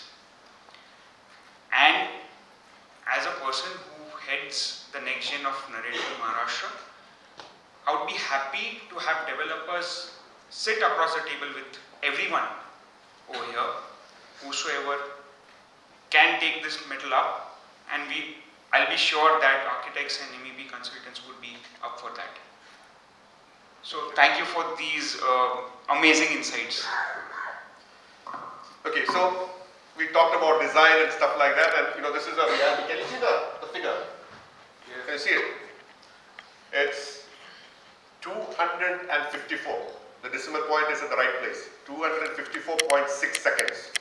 Average waiting time of a so-called grade building. It's, if I'm not mistaken, LEED, some big rating and all it has got. So the NBC guideline, it says that for a A-class building, the average waiting time should be less than 25 seconds. It does give a little bit of a leeway and say that, okay, if you go to 25 seconds, it's an average commercial building. Yeah, I need to find Susan. Where's Susan? Could you do some modernization here to get this to... Magic wand. That you need a magic wand for it. Right? Maya, you want to comment something on this? Yeah, this is actually badly designed a product, but if you ask me, as a TKE, we can do something with the twin. Okay. You can do something with the twin. That's a sales story. Excellent. Good. Rishikesh, Karan, how often do you come across buildings like this?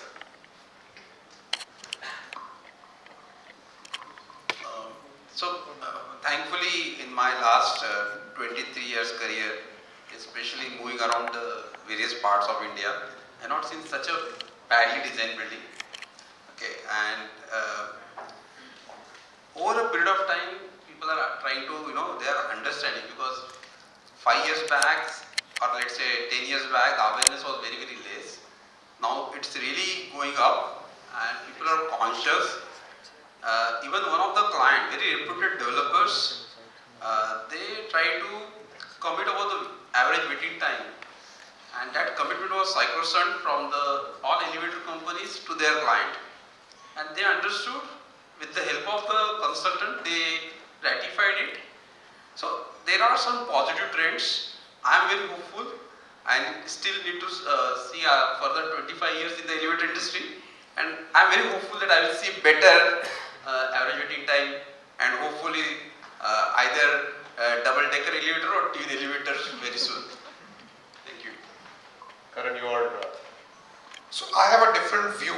I feel the situation what you are demonstrating on the screen is the reality, and especially in redevelopment projects where the building belongs to the tenants, where the builder wants to save as much money as he can, and the SRA buildings are in a horrible state in Maharashtra. I'm sure Mr. Dabe would agree with me. SRA buildings, you will see people waiting in line, like there is a 30 people line outside the elevator. The elevators don't get time to get maintained. It's that bad of a situation. So, yeah, that's what the thing is. Rishikesh, you mentioned a point that developers have started becoming very interested in average waiting times. Getting it down. This question is to you, and I'm sure you've come across it a number of times, where you've got excellent average waiting time on the design report. In reality, when the building is complete and 3 years or 4 years down the line, there's a huge difference between the reported one and the... Incidentally, in this building is also a situation like that, where the report indicated one thing and in reality now it is something like that. Why do you think this is happening? If you ask me, generally when we do the traffic analysis with the data given, and when actually practically comes, I don't see much of the difference. Maybe 25 seconds can become at 27, 28, or maybe 21, 22, depends on the occupancy of the building. But suppose building design itself is changed. Initially he might have planned the bigger offices, and then suddenly he doesn't get a sale, he changes it to the retail shops. So definitely traffic is increased, and then elevator is already there. So that may be one of the case where something like this goes wrong and it happens. Or maybe while providing the data, the population, he might not have given correct population. In the traffic software also, there are some areas where we can tweak little bit, but that will not impact so badly. It will be few seconds here and there. So that is maybe I help a little bit. First of all, this curb should never happen, of course. I have two remarks already what you have said before and what we have heard about these formulas. If the formulas have been the formulas of a round-trip time calculation, you can only simulate, let's say, simple traffic flow, let's say not complex buildings, complex traffic flow with a lot of different point of interest, let's say like restaurant level, like a lot of parking levels and the like. So also with a round-trip time calculation, you can maybe simulate up to a certain number of floors, let's say 20 floors, 30 floors. When we go to the simulation, and you have used here most probably Elevate, we use this for complex projects, of course. And if something like this occurs during the exploitation of the building, then there is really fundamentally errors done by already in the building planning. So what we are doing is normally anticipating what are the critical factors and what we need to anticipate. That means when one elevator is stopped, for instance for maintenance, when several elevators are not working, what does this mean for the passenger traveling time and for the time of destination? This here, to have such a photo of a tower, I would really say it's very, very poor. And if you want to see very bad average waiting times nowadays, go to Middle East. There were very poor consultants acting the last 20 or 30 years. You will see also very poor... You're going too many points at one time. I'm trying to keep in mind the point. So I think most important is not to be theoretical. Let people work who have seen also in, not only in theory buildings, let people work who also are not only there for simulation or traffic simulations at the beginning, but also go with you later, 2-3 years later to the building, and then stand with you there. Then you say, okay, if we see really a difficulty in the traffic analysis in comparison to what we have simulated, let's find the reasons why. I can tell you so many times you see then also door opening or closing times have been changed lower because only one person maybe was clicked by a coffee or something like that, and then they put it down. So we'll need to go a little further on. So there are a couple of points that you mentioned. One is anticipate, right? As elevator industry experts, as architects, as developers, there is a quantum in which the changes could happen, right? I've seen extreme changes, but there's a quantum in which it can change, right? Do we anticipate that, or do we anticipate the best case scenario with the least amount of population? Isn't that what is happening, Mike? If you ask me, then definitely we will take data from the developer or the architect who is providing us, and based on that we work on the software and we come up with the traffic analysis detail. Okay, the building is already ready, so so after that if traffic average time is much coming higher, then developer has to take a call to provide additional elevator or to go with something else. There's no high space. Let's just get on to it. Now, we talked about traffic analysis and things like that. How many buildings that you have known and you have gone to around the country, old buildings, new buildings, Nariman Point, Cuff Parade, Tulsi Pipe Road, etc., have you found where elevatoring is adequate? Commercial buildings particularly I'm talking about. How many buildings have you seen? I don't think none. Hardly any? Hardly none. Okay, so Rishikesh, I think you need to be traveling around in Western region a little bit more. You came from Bangalore. Anybody from Bangalore here? How many buildings do you know, prominent commercial buildings, where the average waiting times are good?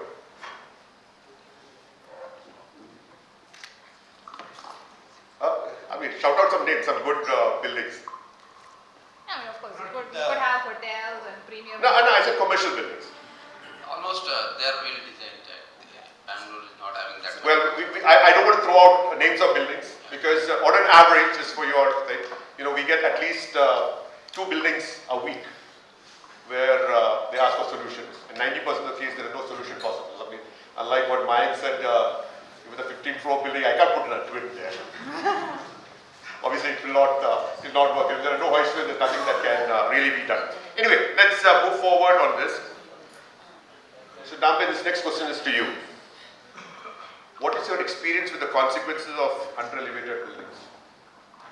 Elevated. There aren't enough elevators. Capacity, speed, number. It is not in purview of mine. No, but you have experienced it. We had a small discussion on some.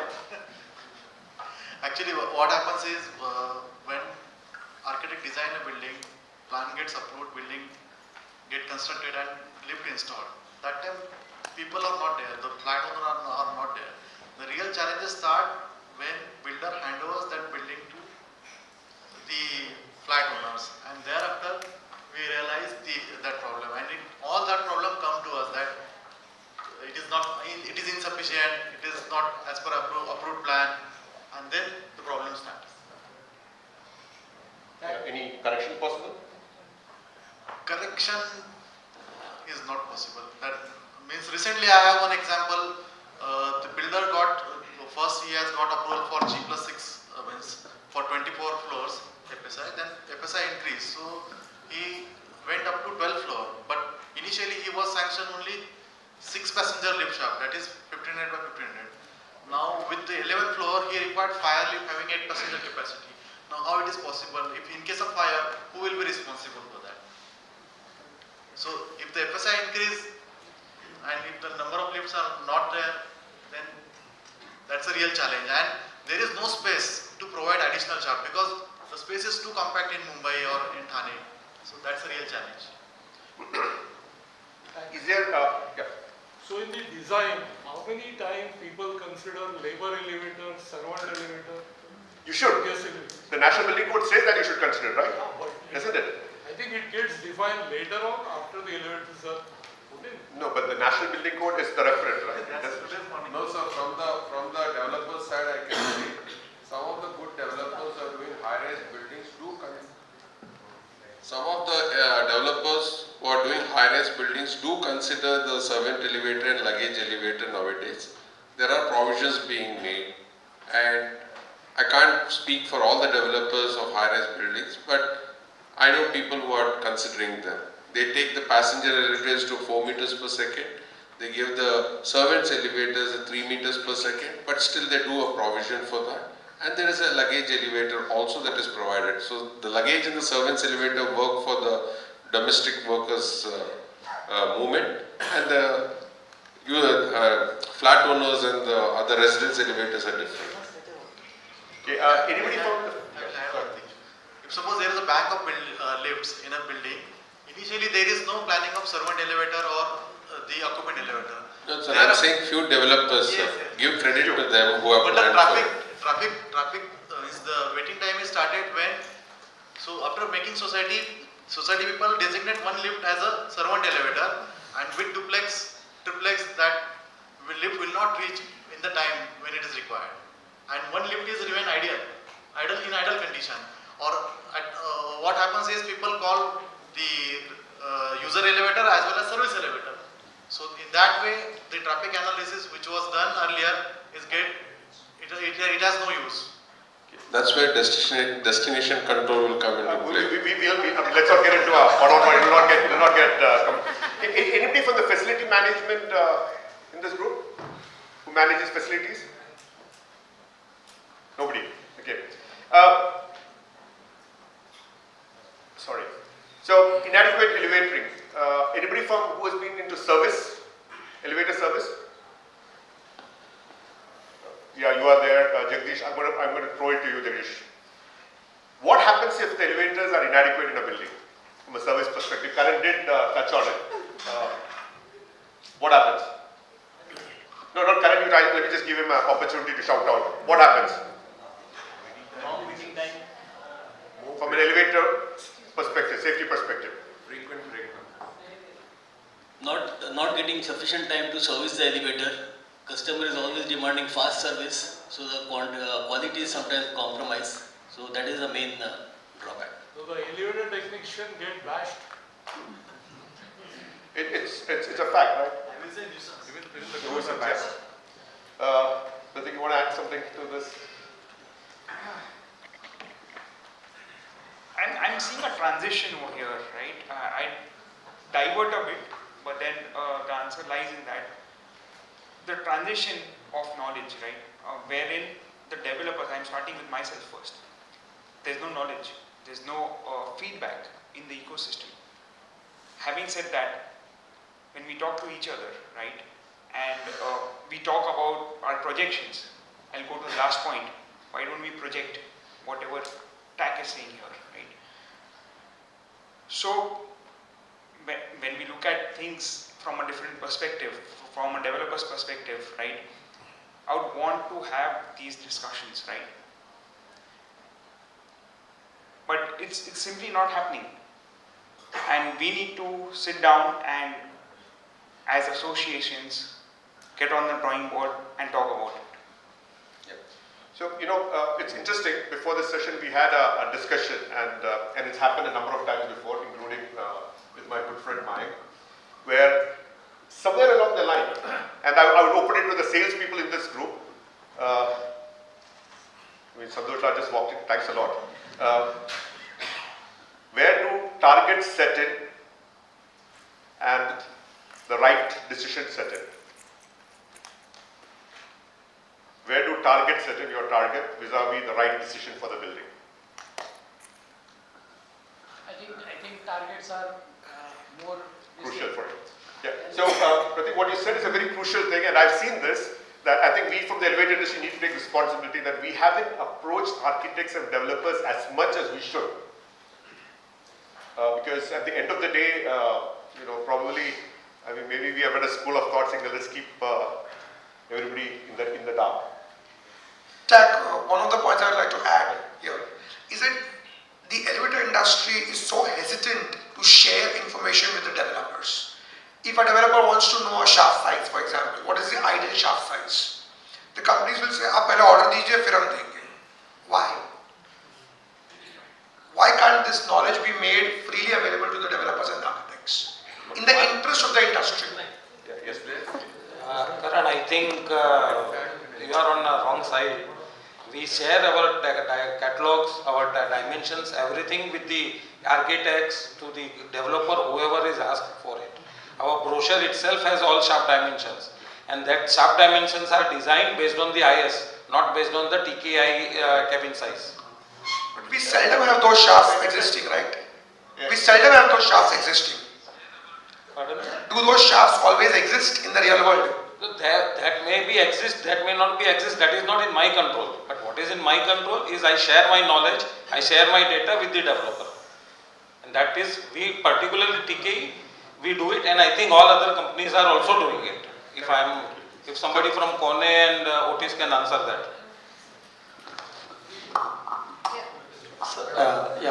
We do get information from the elevator manufacturers. Like whenever we want we have a certain space from architects. So we do ask the elevator vendor that we have got certain space. So what passenger elevator can fit into this shaft? So they share the data. So accordingly, we give knowledge to our architects that this is the particular passenger elevators we can fit. So we actually jumped into the next line of what I'm going to ask. Yeah. So one of the issues that I see, and this is a little bit of a psychological thing, if you don't have enough elevators in the building, the elevator, first we very clearly understood the service mechanic does not get time to maintain. There's one aspect which I just highlighted in red. The elevators take a beating. Buttons get pressed, people take it out because you're waiting long. So this is one of the things. So anyway, let's just jump into the next thing. It goes on dimensions.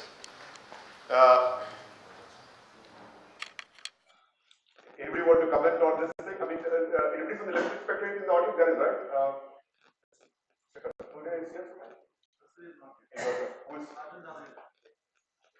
Comments? How often do you find a situation where machine room बहुत छोटा है, overhead नहीं है, fit नहीं है? How often? Multiple times we find, particularly overhead of staff, it is not adequate. When we are trying to calculate the overhead size from the formula that is given in our standards and codes, that the exact overhead required, it is not as per the standards, and this is the biggest problem we are facing. Still, we are on our sides, we are trying to help out the elevator industry players. So say by insisting on a better overhead. Yeah. In short, I can say the 70% cases we are finding these issues. Symmetry. 75%. 75% you find these issues. Consequences to safety? Yes, definitely. Again, Adrian, where are you? Sorry? How often do you find this situation? Many times, especially when you say inadequate machine room size, there is very less space to maintain the elevators. There's very less space to maintain the elevators, especially the machines. If you cannot have access to the brake or or to the sheave, when you want to replace it, then you literally have to remove the ropes, move the machine, and do the job. So these kind of things increase your work time, creates quite of a challenge to maintain. So let's move on to the next topic, which somebody has already touched upon. Low-cost housing. It's, I was with Dr. Niranjan Hirandani the other day, and he said that in this city, low-cost housing will probably have more elevator requirements than all the other elevators requirements put together. You did briefly mention on it. Would you like to elaborate a little bit more on what you think is going to be happening on the low-cost housing and the adequacy of elevators? And my taking cue from your presentation, it's all about profitability when we consider low-cost housing or housing. Affordable housing in bigger cities like Mumbai is a dream, right? It is a dream. Having said that, the land, although it is available, but then to get the land, it is difficult. So I foresee a lot of challenges, obviously, but more than that, I think upskilling ourselves of knowledge, skilling ourselves, our workforce is also important, which I think is a point that you will cover. But it's all solutions. Low-cost housing, it's good on paper, right? But when you go into detail, you'll compromise on materials and inferior products. In some cases, like TAC and I was speaking the other day, there are a lot of incidences, right? But then to cater to that, I think the only solution that I can see here is skilling ourselves. Starting with the developers, and obviously it goes down the line. Mine, your thoughts on what's going to be the future, what's going to be the approach? Basically, low-cost housing is something where, instead of 4 flats on a floor, there will be a 10 flats on a floor. And when you put a 10 flats on a floor, and then normally in such a type of the house, there are 3 to 4 people living on that one flat. So definitely population is increased.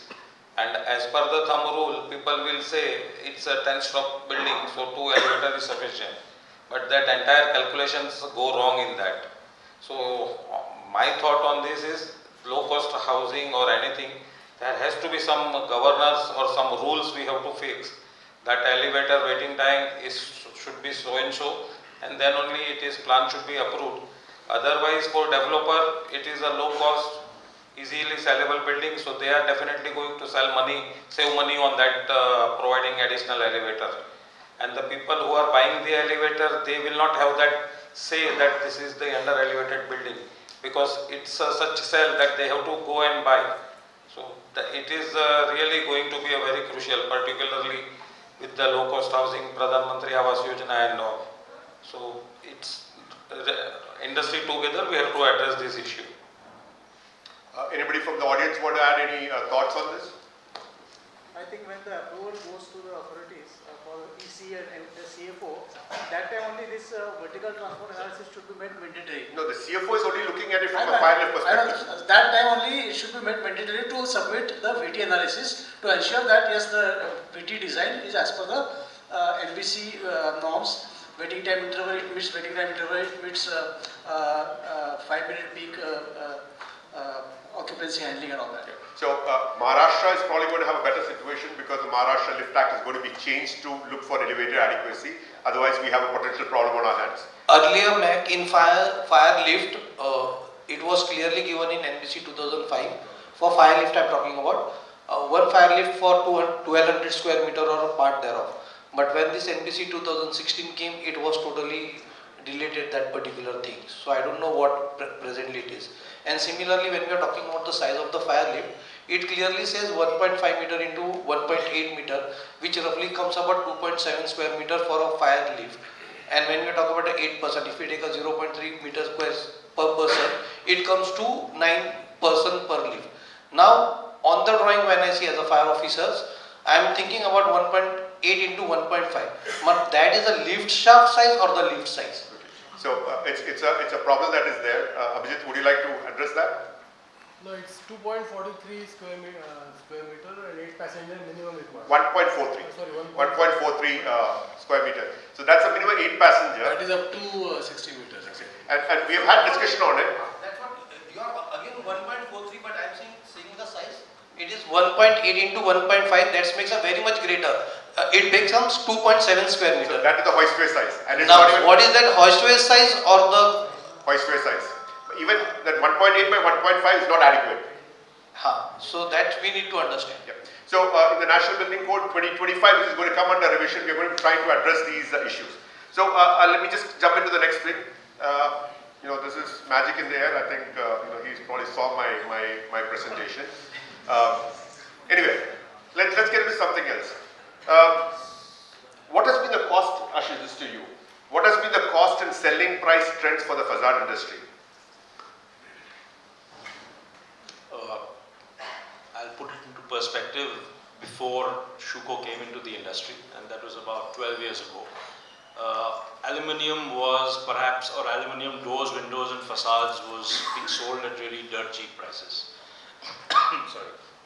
It's when international systems like Shuko and other companies have come into the country, and this is something that Karan mentioned in his presentation, is when you're forced to improve your quality of your product, local products, because now you have international companies coming in who are selling at 3x at what you've been selling, and that's not easy to sell to developers and architects. But the pricing has improved because the product has improved. You're getting a better product, you're getting an international product, you're getting a tested product. And so the local companies now have been forced to adapt and improve their product because they're now competing with international companies. And the Mahindras and the Tatas who are now making automobiles are competing with the Hondas and the Mercedes, like you said. So there has been an increase. We as a company would like to sell at much higher prices, but you are beaten down on prices. It ultimately comes to price when you're sitting across the table. But yes, there has been an improvement in price over the last 10-12 years. And Gautam is here, and I'm sure he would agree with that as well. And I understand you are the market leader, right? With a higher price.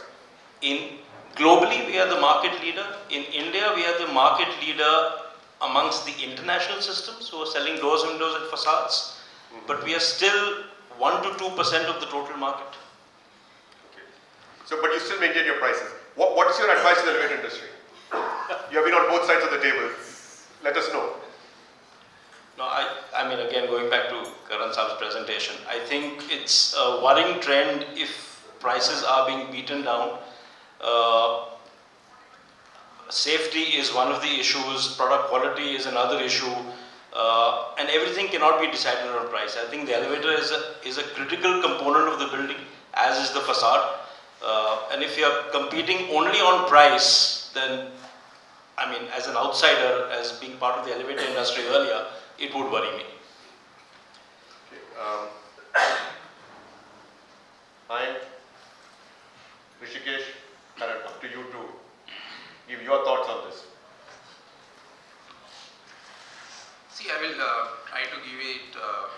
quick response. Elevator design is in a, there is something called codes and there is something called standards. Okay, and now we are trying to move to EN 8120, and that's the way products are getting designed. Now, when it comes to the price point, we have to understand in elevator system there is something called traction machines, the controllers mechanism, and then safety devices. So, are you going in all the companies, are you going to cover all my rest of my slides? Yeah, so if you see, there is a shift in technology. If you talk about all multinational companies have made a change in their traction mechanism. The technology shift has given them a cost advantage, which we have to pass on to the end users, and that's what I feel is happening over a period of time. Maya?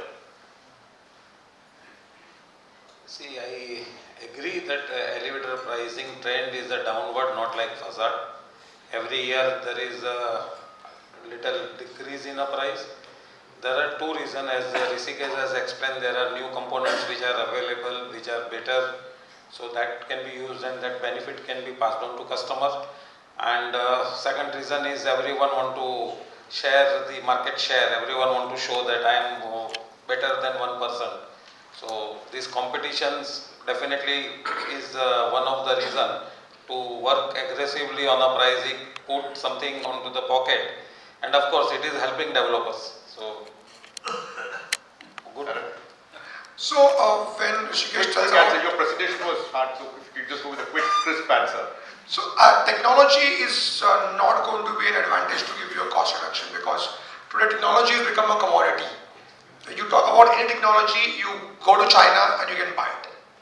Most technology, I would say. So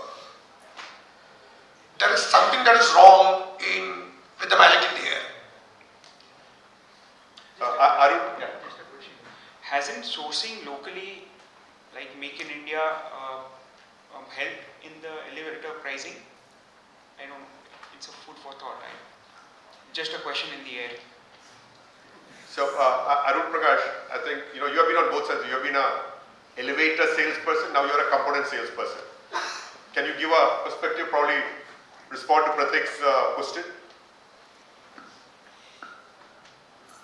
You have been an elevator salesperson, the price pressure. Now you're a component salesperson, the price pressure. Is it releasing? Is it more? Is it better? What's the situation? It's again more only that. The pressure is more. Manish, Sika, would you like to give your comments on this? Well, this is a fact. And I think elevator industry is to blame for this to a great extent. We've commoditized the product so much, and we just focused on market share. I don't think I've had different hats. Elevator industry, a consultant, I work with developers. My wife is an architect. And a lot of things I realize is that we are not as an industry trying to educate what it takes. 20 years ago, we remember we used to spend a lot of time with architect schools, helping them understand how to design an elevator system. That stopped. A few years ago in our product strategy meeting, I remember a discussion happened, why don't we commoditize the product so much that we don't need engineers to sell elevators? So there is no solution. Our own people don't know the product, the round trip time. I mean, the knowledge is not there. Forget the knowledge sharing. You will share knowledge when you have knowledge. So I think there's a lot of work that the industry can get together. Developers who are realizing this are working on it. But who is to propagate this? Such industry association meetings and such seminars help. But my take is on the elevator pricing going down in the building material industry. There is no precedence to any such thing happening anywhere else. And it's come to a stage where when we source components, if we want to source a component or an assembly, where we ask for 20-30 years life cycle, it's not available. Today, component industry is also moving towards a pattern where an obsolescence clause of more than 15 years doesn't exist. I'm talking as an elevator company. So, and that is how the market is working. And I think somewhere the elevator business model of China and the world is at conflict. The Indian elevator market traditionally, and minus China, the profit lines of elevator companies have been driven by service. That's not the case in China. The more we source from China, the more we are moving towards this magic in the air. And I think that is what we should be warned against. And the more such industry associations get together and talk, things will change.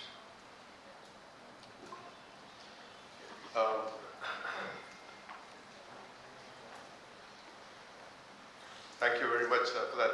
So procurement approach, Umesh Barve, you have been on both sides of the table. Elevators, real estate. What's your thought on the procurement approach of developers today? In the previous presentation, we were on the pricing. I would just want to share a thought from the developer's perspective. Many developers, they do concern about the elevator, they understand elevator is a critical one. Basically, it is for the purpose of their brand and customer satisfaction. So, the lowering the price of elevator system, it is not on account of a developer, but there are multiple kind of I would say, sources are available which has an impact on the pricing of an elevator. And based on the requirement of a developer, that component has been, that system has been offered. As far as procurement is concerned, the procurement is basically the, as I said, it applies to the elevator system approach. Developers are concerned with the source and the quality. I doubt they would not want to make any compromise to protect their brand and customer centricity. Okay. Let's just move on that. We already had a discussion on the procurement. Is William here somewhere? Could you give us a quick 1 minute brief of your induction to the elevator industry? What did you go through? What is the spelling of induction? Okay, let's just go on. Otherwise, when I joined Lotus in 1978, I didn't know the spelling of induction. We were just, I remember September 3rd, I had gone to my college, technical college, where I was told some person called Ronnie had approached the college that he required field trainees. So from there I went directly to Colaba Depot. From there he sent me to Raim Mansion. Papers were all filled, done, go to the job, start working. That was my induction. Ronnie, to you. Is the current level of induction adequate to make a person a self-sufficient elevator company? I'm not going to talk about whether induction is, because that will be another discussion. The induction that is happening today. So many of the new elevator companies are the new next gen, I'm going to pick your word on that, who are the elevator entrepreneurs. Is the current induction adequate to make them elevator entrepreneur? Again, I think this depends upon the situation. There are some companies which... Yes or no? Yes or no? Yes or no? To a major extent, no, it's not happening. Okay, so this is some of the issues that are coming from lack of skilling, because there's a lack of understanding. We'll just go on to the next step. Again, anybody recognize these? Anybody? Greek and Latin, right?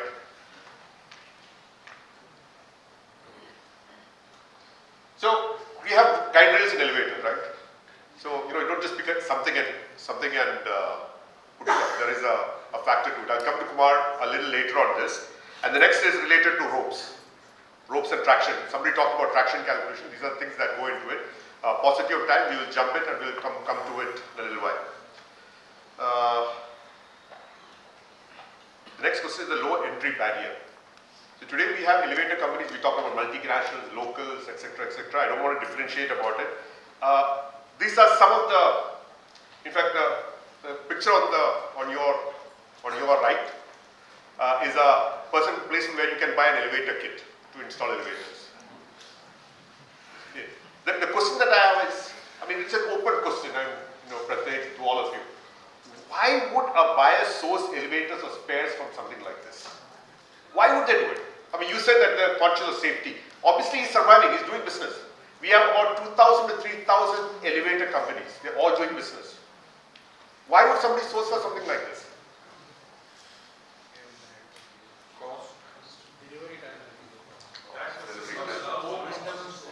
Pardon?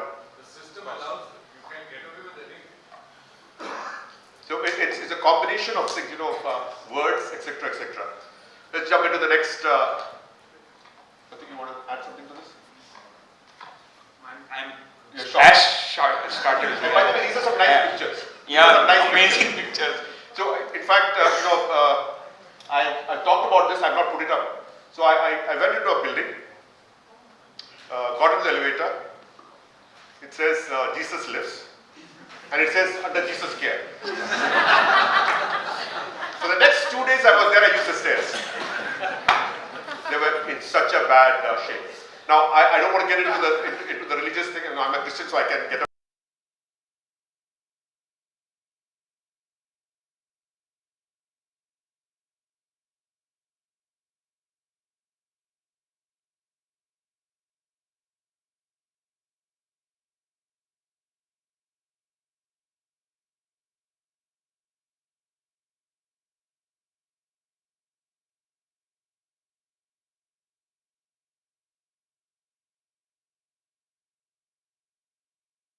Just standard anywhere in the world.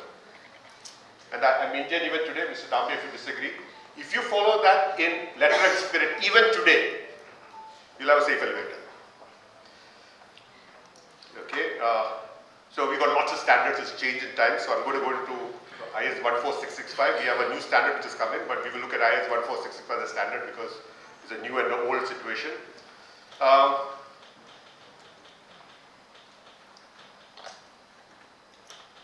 What is your opinion regarding standards?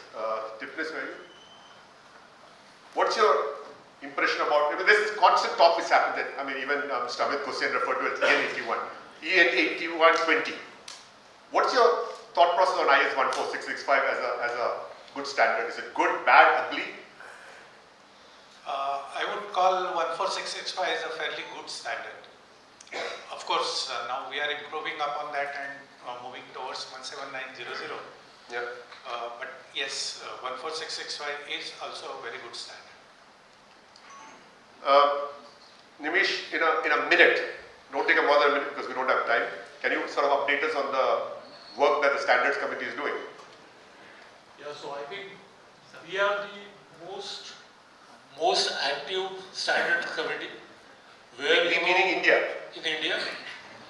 Currently we meet every week, and we have been in last 4 or 5 years, we would have done so many amendments to the current standards which are the maximum in the IS domain. 18 new standards. Yeah. Okay, so Adrian, how well do you think the field is aware of the applicable standards? To a large extent, no. They're not very well aware. That's 1 to 10. So it's low. Sir, you interact with the field. How do they know the standards? Multinational companies and few Indian companies know the standard. Rest all local companies work on. Rishikesh, the sales people, how much do they know of the standards? Say 1 to 10. 1 to 10 will be around 6 to 7. The sales? Yeah. Wow, that's good. Mine? I agree with Rishikesh. It's about on scale of 10, 6 to 7. But again, the salespeople need not bother about the standard because the product which is manufactured in the factory, that will definitely have the latest standard.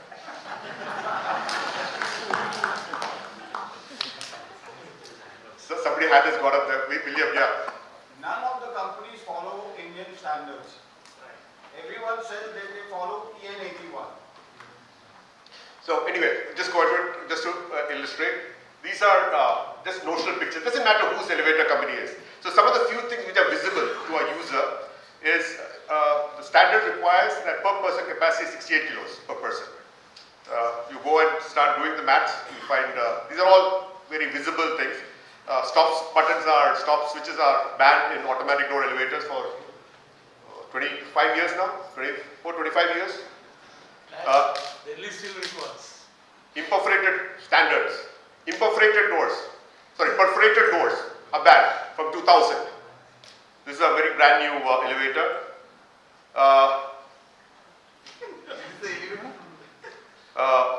Where's the car door? Okay, these are standards, huh? I mean, I think Indian standards require the car door, right? What does it say on vision panels? What does the standard say on vision panels? The mesh. Would you like to repeat what the standard says, Abhijit? I don't remember, but there is a sign. Not allowed for automatic doors. Not allowed for automatic doors. Automatic doors, that is for more than 20 meters. Yeah. 15 meters. Tag, one question here. How come the fire evacuation lifts have this requirement? No, wait, don't jump. Why are you jumping the question? I mean, he's okay, so I'm picking out something which is from one of the NOC documents. It says the fire evacuation lift, car doors and landing doors shall have 2 fire hour restrictions, shall have provision of glass vision panel for both doors of minimum and rational. So this is to Mr. Wari. Notwithstanding the new BMC clarity that has sort of come in, which says that it is not compulsory, but if it is provided, it should be there. What's your comment on these contradictions that happen? You have been on both sides of the table. You're on the standards committee, core committee, etc. See, standards, they are either driven by international practices and best manufacturing practices. So some things are coming out of experience or problems faced by the fire authorities while dosing the fire, and specifically in high-rise buildings. So after Tarangan fire incidents in Thane, where 6 firefighters lost their life in car lift, so this was made that some vision panel should be there, so we can see inside from outside what is happening, or from that perspective this clause was developed. But unfortunately, see, when we are talking about fire resistance of a car, lift car, we cannot make it 100% fireproof, or we can give maximum rating of 1 hour, 2 hour fire rating, but the rubber and the gap in between 2 doors, we cannot seal it. So both lift car door and outer door, it cannot be a 100% smoke proof or fireproof. So only solution is to protect the lift lobby with proper fire rating of 2 hours and with fire doors. So that is the only solution what we can have. So these are the based upon the experiences and issues faced by the fire authorities, Mumbai has come up with this kind of a solution, and they have started insisting for this kind of approach. So this is a fireman evacuation system certificate that was submitted by one of the suppliers.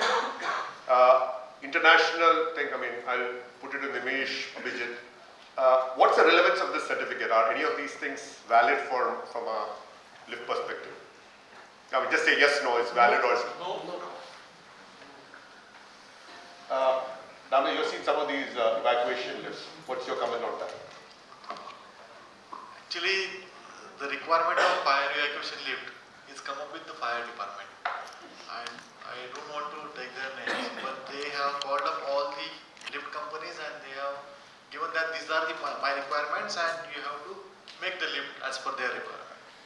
All lift companies went away, and the new people who are not in lift industry, they have started installation of lift, and from there this problem gets started. They have, they have made their own standards, their own rules, regulation, whatever, and they are been certified by So I'll just go to the next one. This is again, Mick says that these things do not require a PW or a BMC approval. Yes or no? Is it right? Is it wrong? Actually, for that purpose, I need to give the definition of the lift. Then only I can answer that question. Nagesh, I have to ask you a question. So here you have an equipment which, there's no standard, there's no code. Our inspectorate for lifts is washing his hands of it. Would you be comfortable with this kind of an equipment? No, definitely not, sir, because even if you see the NBC, it clearly talks about a fire evacuation lift above building height having 200 meters. Now, even we are talking about a 200 meters building height, we understand the people staying over there will be quite understanding, having a very cultural good habits. They will be undergoing training. It is not something that you just make an evacuation lift and it will evacuate the people automatically. A training will definitely be required. Even the NBC says there has to be a BMS which will actually control the fire evacuation lift in the event of fire. It is not going to be operated. So you can say. So you are referring to the National Building Code and not to this no, definitely not, sir. Okay. So, we are now running out of time, so there's going to be a few quick fire questions. So one of the things which comes up again and again is that, these incidents that happen are because of inadequate inspection. So what are your thoughts about it? How much of leeway do you have in enforcing some stuff? There's a machine here, so there's a question that is coming up. So ignore the machine. What's your thought on inspections? Inspection means annual or new? Again, there is any inspection. Actually, the lift must be inspected once in a year. Rule says twice in a year, but lift company themselves, they have to take audit of their lift. And we as a department also come up with, we visit most of the lift and we inspect all this lift. And we need to check now what is shown in the picture. It is not from Maharashtra, so. This is not from Maharashtra. You are in Maharashtra, you are safe. Kumaraswamy, you need to elaborate a little bit because we have had discussions on this where there is supposedly one speed governor between lifts, there is one safety, can you just elaborate on what happens effective? I'm rushing you a little bit, I'm talking from the inspection perspective. What happens when a elevator is made ready for inspection? For example, a overload device, which is a part of the inspection. In Bangalore, you get on rental basis for a day. So morning they come and install and they take it back in the evening. This is happening. Okay. Any thoughts about speed governors which also go on rental basis? Safety gear will not be fixed. Over speed governor will be fixed. Will be. Okay. So anyway, coming to it, construction lifts. One more thing that I need to add here is we've had a number of incidents on construction lifts. Nimish, could you just sort of elaborate what we are doing on construction lifts? Quick. So we are before I'm chased out of this place. So we are now coming out with the standard on the construction lift under IS, which will be elevator in the normal shaft. So it's not something different than your normal elevator. Is Rajesh Baiwal here somewhere? No? Anyway, to the elevator industry, do we have a solution for these kind of construction lifts? If nobody's going to answer, let me just say that we have, for a particular tall building, we have the jump lift, but it costs money. So this construction lift, there are solutions, there are good rack and pinion solutions that are available, but it costs money. I didn't see Susan's presentation, so this is from 1892, modernized just twice. Mr. Pitala, just to you again, a quick response required. You have been associated with the elevators of procurement for the last 4.5 decades. What have you been seeing in terms of the life of the elevator in those 4.5 decades? See, the life of the elevator is quite a tough question to answer, but it's around roughly 15 to 20 years, not more than that. Is reducing life. Could it be one of the reasons for the more number of incidents? Tambe sir. Reduce life will not have an impact. Why is that? Because the tendency to upgrade, modify the lift in parts. Sometimes machine, sometimes rope, sometimes cabin. If you fix the life of lift, after 20 years you have to discard the lift, yes, you have to remove that lift. Like the automobile industry, the things are happening over This there. elevator is 1892. It's just for show. No, the government. I'm stick on it. 20 years is the life of lift. After 20 years, you have to remove them so that the patchwork will not happen and safety will not be compromised. So on old elevators, what is the standards committee doing on ensuring old elevators are maintained to the latest standards and kept unsafe? Abhijit, you have been the person who has been championing for the last 7-8 years. Yeah, that's right. So we have been upgrading codes, and then the latest, and looking always from the perspective of user safety as well as mechanic safety. And then we have been upgrading standards, as you know, from 14665 to 17900. So it is always applicable to the new lifts. For the existing lifts, there is a code called as SNEL, or Safety Norms for Existing Lifts. There is a IS already existing on it, which defines the time frame, and based on the risks and based on the severity of that risk, we have defined a time frame in that standard that you need to upgrade the old lifts. Certain things you need to upgrade within immediately if it is an extreme category.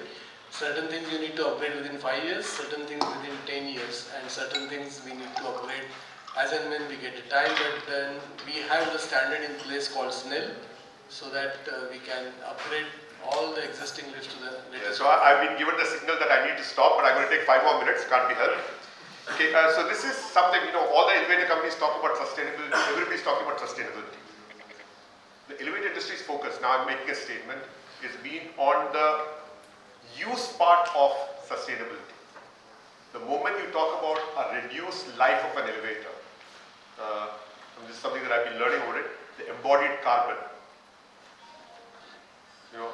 Something that is leaving for 25 years, comes down to 15 years, the entire thing you rip apart and put out, your sustainability actually takes a nosedive, because the significant part of your carbon requirement is during the installation and the execution, the construction phase.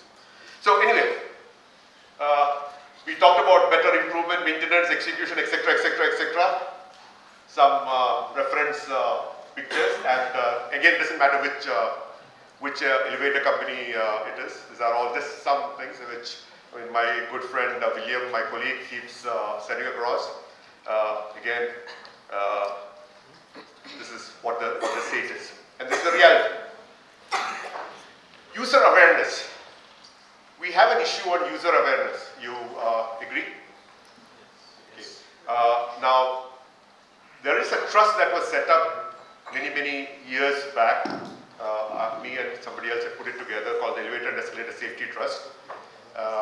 It was established in 2008. It has got the ATG benefits, qualifies for CSR requirements. Rishikesh, if you could sort of elaborate on what Otis does for this trust. So this is a very important angle. We discuss about all the stakeholders. Get a little faster. They'll throw me out before. So user is the most important, and I think the work done by EST is a great work. In short, what we do is create awareness among the users on what kind of safeties are there and how they kind of use the do's and don'ts, etc. And I'm very proud to say, in a year we are trying to cover more than 10,000 school kids and in society members with the help of EEST, and the kind of response we get, it's really fabulous. The kids are more thrilled, they understand, they educate their parents, and somewhere there is a correlation between the incident and something called unawareness among the users. So I feel as a personally, what are the work done by EST and other companies towards user training will definitely reduce the number of incidents. Mr. Pratik Kataria, the EST executive manager is here somewhere. The question which she will do, I'm keeping it for another time, is how will narrate co-support? Where is Marzina, somewhere here? Yeah. So this is something which she will contact you on, and is looking forward to support. So discussion points we went through. Again, a quick shout. How do you think we are faring? 30 seconds. 4, 5, 3, 2, 10, 15 out of 10. Any thoughts? Sharing in terms of safety? No, these points, and we discussed these points. How are we doing in those? 3 out of 10. Yeah. Anybody, any different views? So, the reality check. This is the mode of this. A solemn promise from 170 years back. I don't think there's any ambiguity in it. It's all safe, gentlemen. Again, I mean, I pardon the gender insensitivity. This is from 1853, so pardon that. This is the state. And these are fatalities that have happened. We are on 56 fatalities to date. And in the last 5 days, as I was putting these things together, I had to change this thrice. I've been talking about this, and I predicted this about 12 years back, and what Karan keeps referring to. At that time, people laughed at me, saying that TAC is exaggerating it. Today, it has got into a situation where, when I publish this and put it on various groups, I've been advised not to post it because it is unpleasant. And fortunately, there are people who keep telling me that I still need to keep pushing it. But it's not just me. It has to be a question of each one of us. Otherwise, we're just like being an ostrich, with our head dipped in. So, These are reported. got me there. Yeah, the reported ones. I know a number of them which are not reported on this. So, just give a few seconds if you have any concluding remarks in a few seconds, because I've already got hands from a lot of people. Your concluding remarks if you want to add something to this. Pratik, your thoughts as a user, the buyer, the developer, everything. Yeah, as I said earlier, I think it's the ecosystem. Let's get together and address this. In the statistics, I would want one more point to be added, wherein number of lifts that have been, because I see a huge increase in number of lifts that have come in. So having said that, a pat on the back to everyone to have these lifts, and also to address the problems. We have to circle back with each other in the ecosystem, and then with the help of stalwarts and experienced professionals, I think we can do it. Still not far away. I was going to tell that we are at 4 somewhere when you asked where are we at, but then a long way to go. Okay. With that, I would request Mr. Suraj Todimara to sort of wind up. He's the president of ICMAI, an association which was set up to be looking at this thing. I would request you to wind up. Thank you, TAC. Good evening, everyone. So my name is Suraj Todimara. I am the president of ICMAI, EECMAI, Elevator and Escalator Component Manufacturers Association of India. I'm also the managing director for Vittur for the Asia Pacific region. Vittur, as many of you might know, is the largest manufacturer of elevator components in the world. So, first of all, congratulations and kudos to CTBUH for this event. I think it has been amazing bringing people from across different spectrum into one hall. So we've had developers, we've had architects, consultants, manufacturers, component manufacturers, installers, maintenance people, all of that under one roof. And what we have seen here is the coming together of different thoughts and understanding that there are silos, there are loopholes, there are disconnects. So what is ICMAI all about, and what is ICMAI's role in supporting the initiatives of improving safety in elevators? Now, ICMAI was formed in September 2020. That's the period when we were all under lockdown due to the pandemic. And after that, it was formed by a group of like-minded companies, and since then we have spread. The purpose of ICMAI initially started off with Atmanirbhar Bharat. That was the idea. How can we make India as a hub for elevator and escalator components? The vision transformed into what can we do in terms of becoming a global hub for elevator and escalator components. The vision centered around improving quality and safety of elevator components, to encourage local manufacturers to develop quality components that can compete with the best in the world. And towards that objective, primarily what comes is education, knowledge of standards, imparting that knowledge to smaller and smaller manufacturers so it percolates down to the system. And when we do that, that's going to be a big plus, not only in manufacturing locally, but ensuring that that quality stands up with anyone else rest of the world. We've also been playing a very active part in the development of standards. ICMAI is one of the members of the ETD 25, so we participate with other leading companies in developing the standards.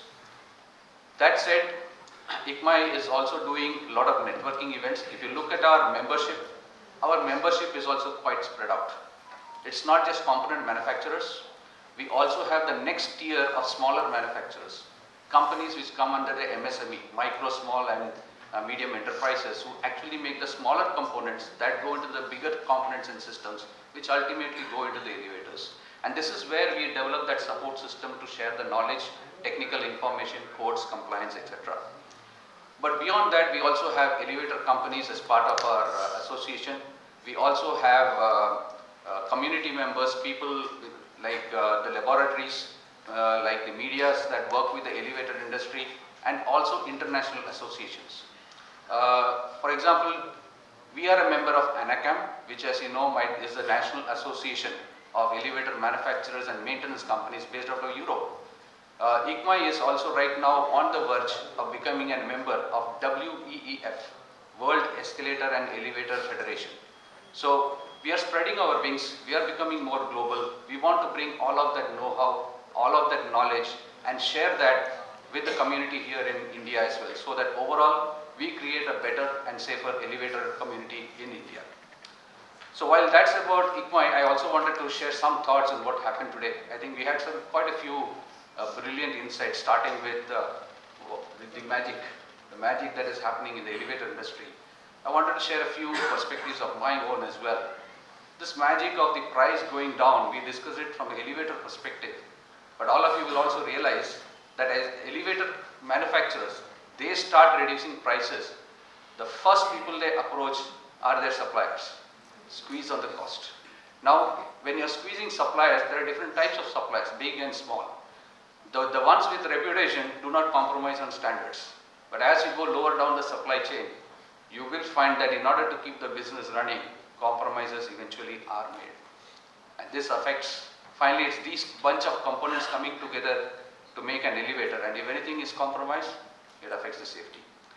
The other bit is, now we have in this room, big elevator manufacturers. They probably constitute about 60% of the market in our country. There is a 40% of smaller elevator manufacturers and installers. Now they are not part of this group here, but a lot of these unsafe elevators actually come from that segment. And that is due to two reasons. One is lack of knowledge about the code and compliance, and second, it's a dog-eat-dog world, heavy competition. Today we have big companies here who are actually giving the smaller manufacturers a run for the money. Nobody is making margins in that process. So while the big companies may not compromise on the standards, these 40%, the smaller manufacturers usually tend to. So this is again a dangerous situation where there are no standards being followed at the base level. So whenever you look at a commodity building, an entry-level building, small buildings, and you find an unknown elevator, the chances of risk are that much higher. So this is something that I think we as an industry should wake up to. We have already seen the impacts. Meetings like this, it goes a long way in educating people, including ourselves, as to what we need to do in order to ensure a safer future for not just our community, but also all our users and subsequent generation. Thank you.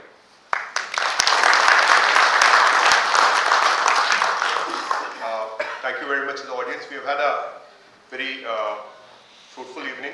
Lots of thoughts, lots of discussions. We've had meetings like this before with different groups. And one of the issues that I see is that we leave this place and we are back to square one. My plea is, let's carry these thoughts back. And each one of us will make the difference. It's not as if the elevator company on their own can do it. It's not as if the component people on their own can do it. It starts with the architect, the developer, the consultants, every part, the users, all of them together make this possible. I would like to thank the panelists. Thanks a lot for your time and support. As as you could see, this is just the tip of the iceberg. I need to thank the volunteers. There are lots of volunteers who make this thing happen. Mr. Girish Gaur did mention it. This is not exactly as if what they do for CTBUH is their everyday responsibility. They have a day job, and there are some people who actually work till 8 o'clock, 9 o'clock at night, and then the next 2-3 hours they get together to make these things happen. Among the volunteers, we have 2 people who are volunteered today for the last time. They are actually moving out of the country, so I'm trying to find out ways of ensuring that they come back. There's some problem and things like that. I would like to call Aditya and Ankita.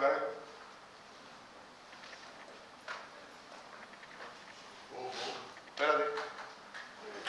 I would really request that you give them a clap. Thank you very much. They have been the mainstay for many years together. In the background, they've done a lot of work, along with many of the other volunteers. Both of them are, moving on. They are like pursuing education abroad. And I was just sort of discussing whether we could probably get them back for some, tickets are too expensive, we can't afford it. Non-profit entity. But Aditya, Ankita, thanks a lot for everything, whether it is the walk, whether it is these events. Your presence has really made a big difference to us. Thank you very much. Thank you to all of us.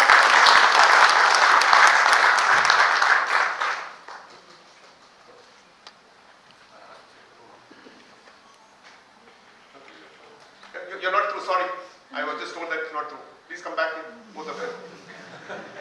Next event, we have to plan it, no? So, hey, no, serious. Rapid fire round. Girish, we need to give you the response, please, for the walk.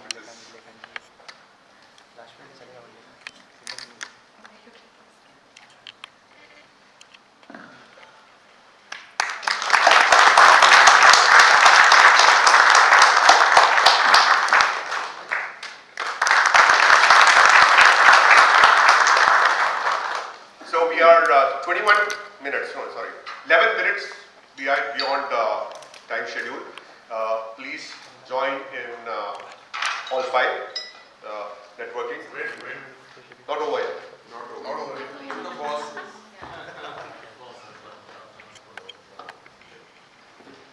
TAC was wonderful, and with his forthright approach to this panel discussion and his straightforwardness, he has disturbed our minds today.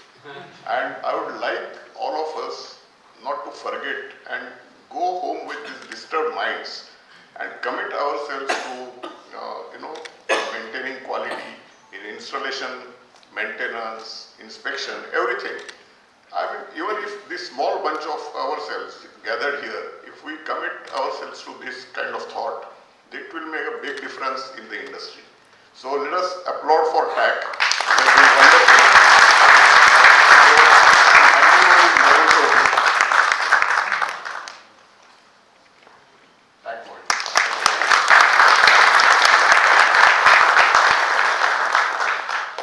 Thank you all panelists very much. So, like I said, we will be doing the same event in Delhi. We'll be doing it in Bangalore and picking up the other cities as we go along. Sponsors required. Thank you very much. Join us in Hall 5.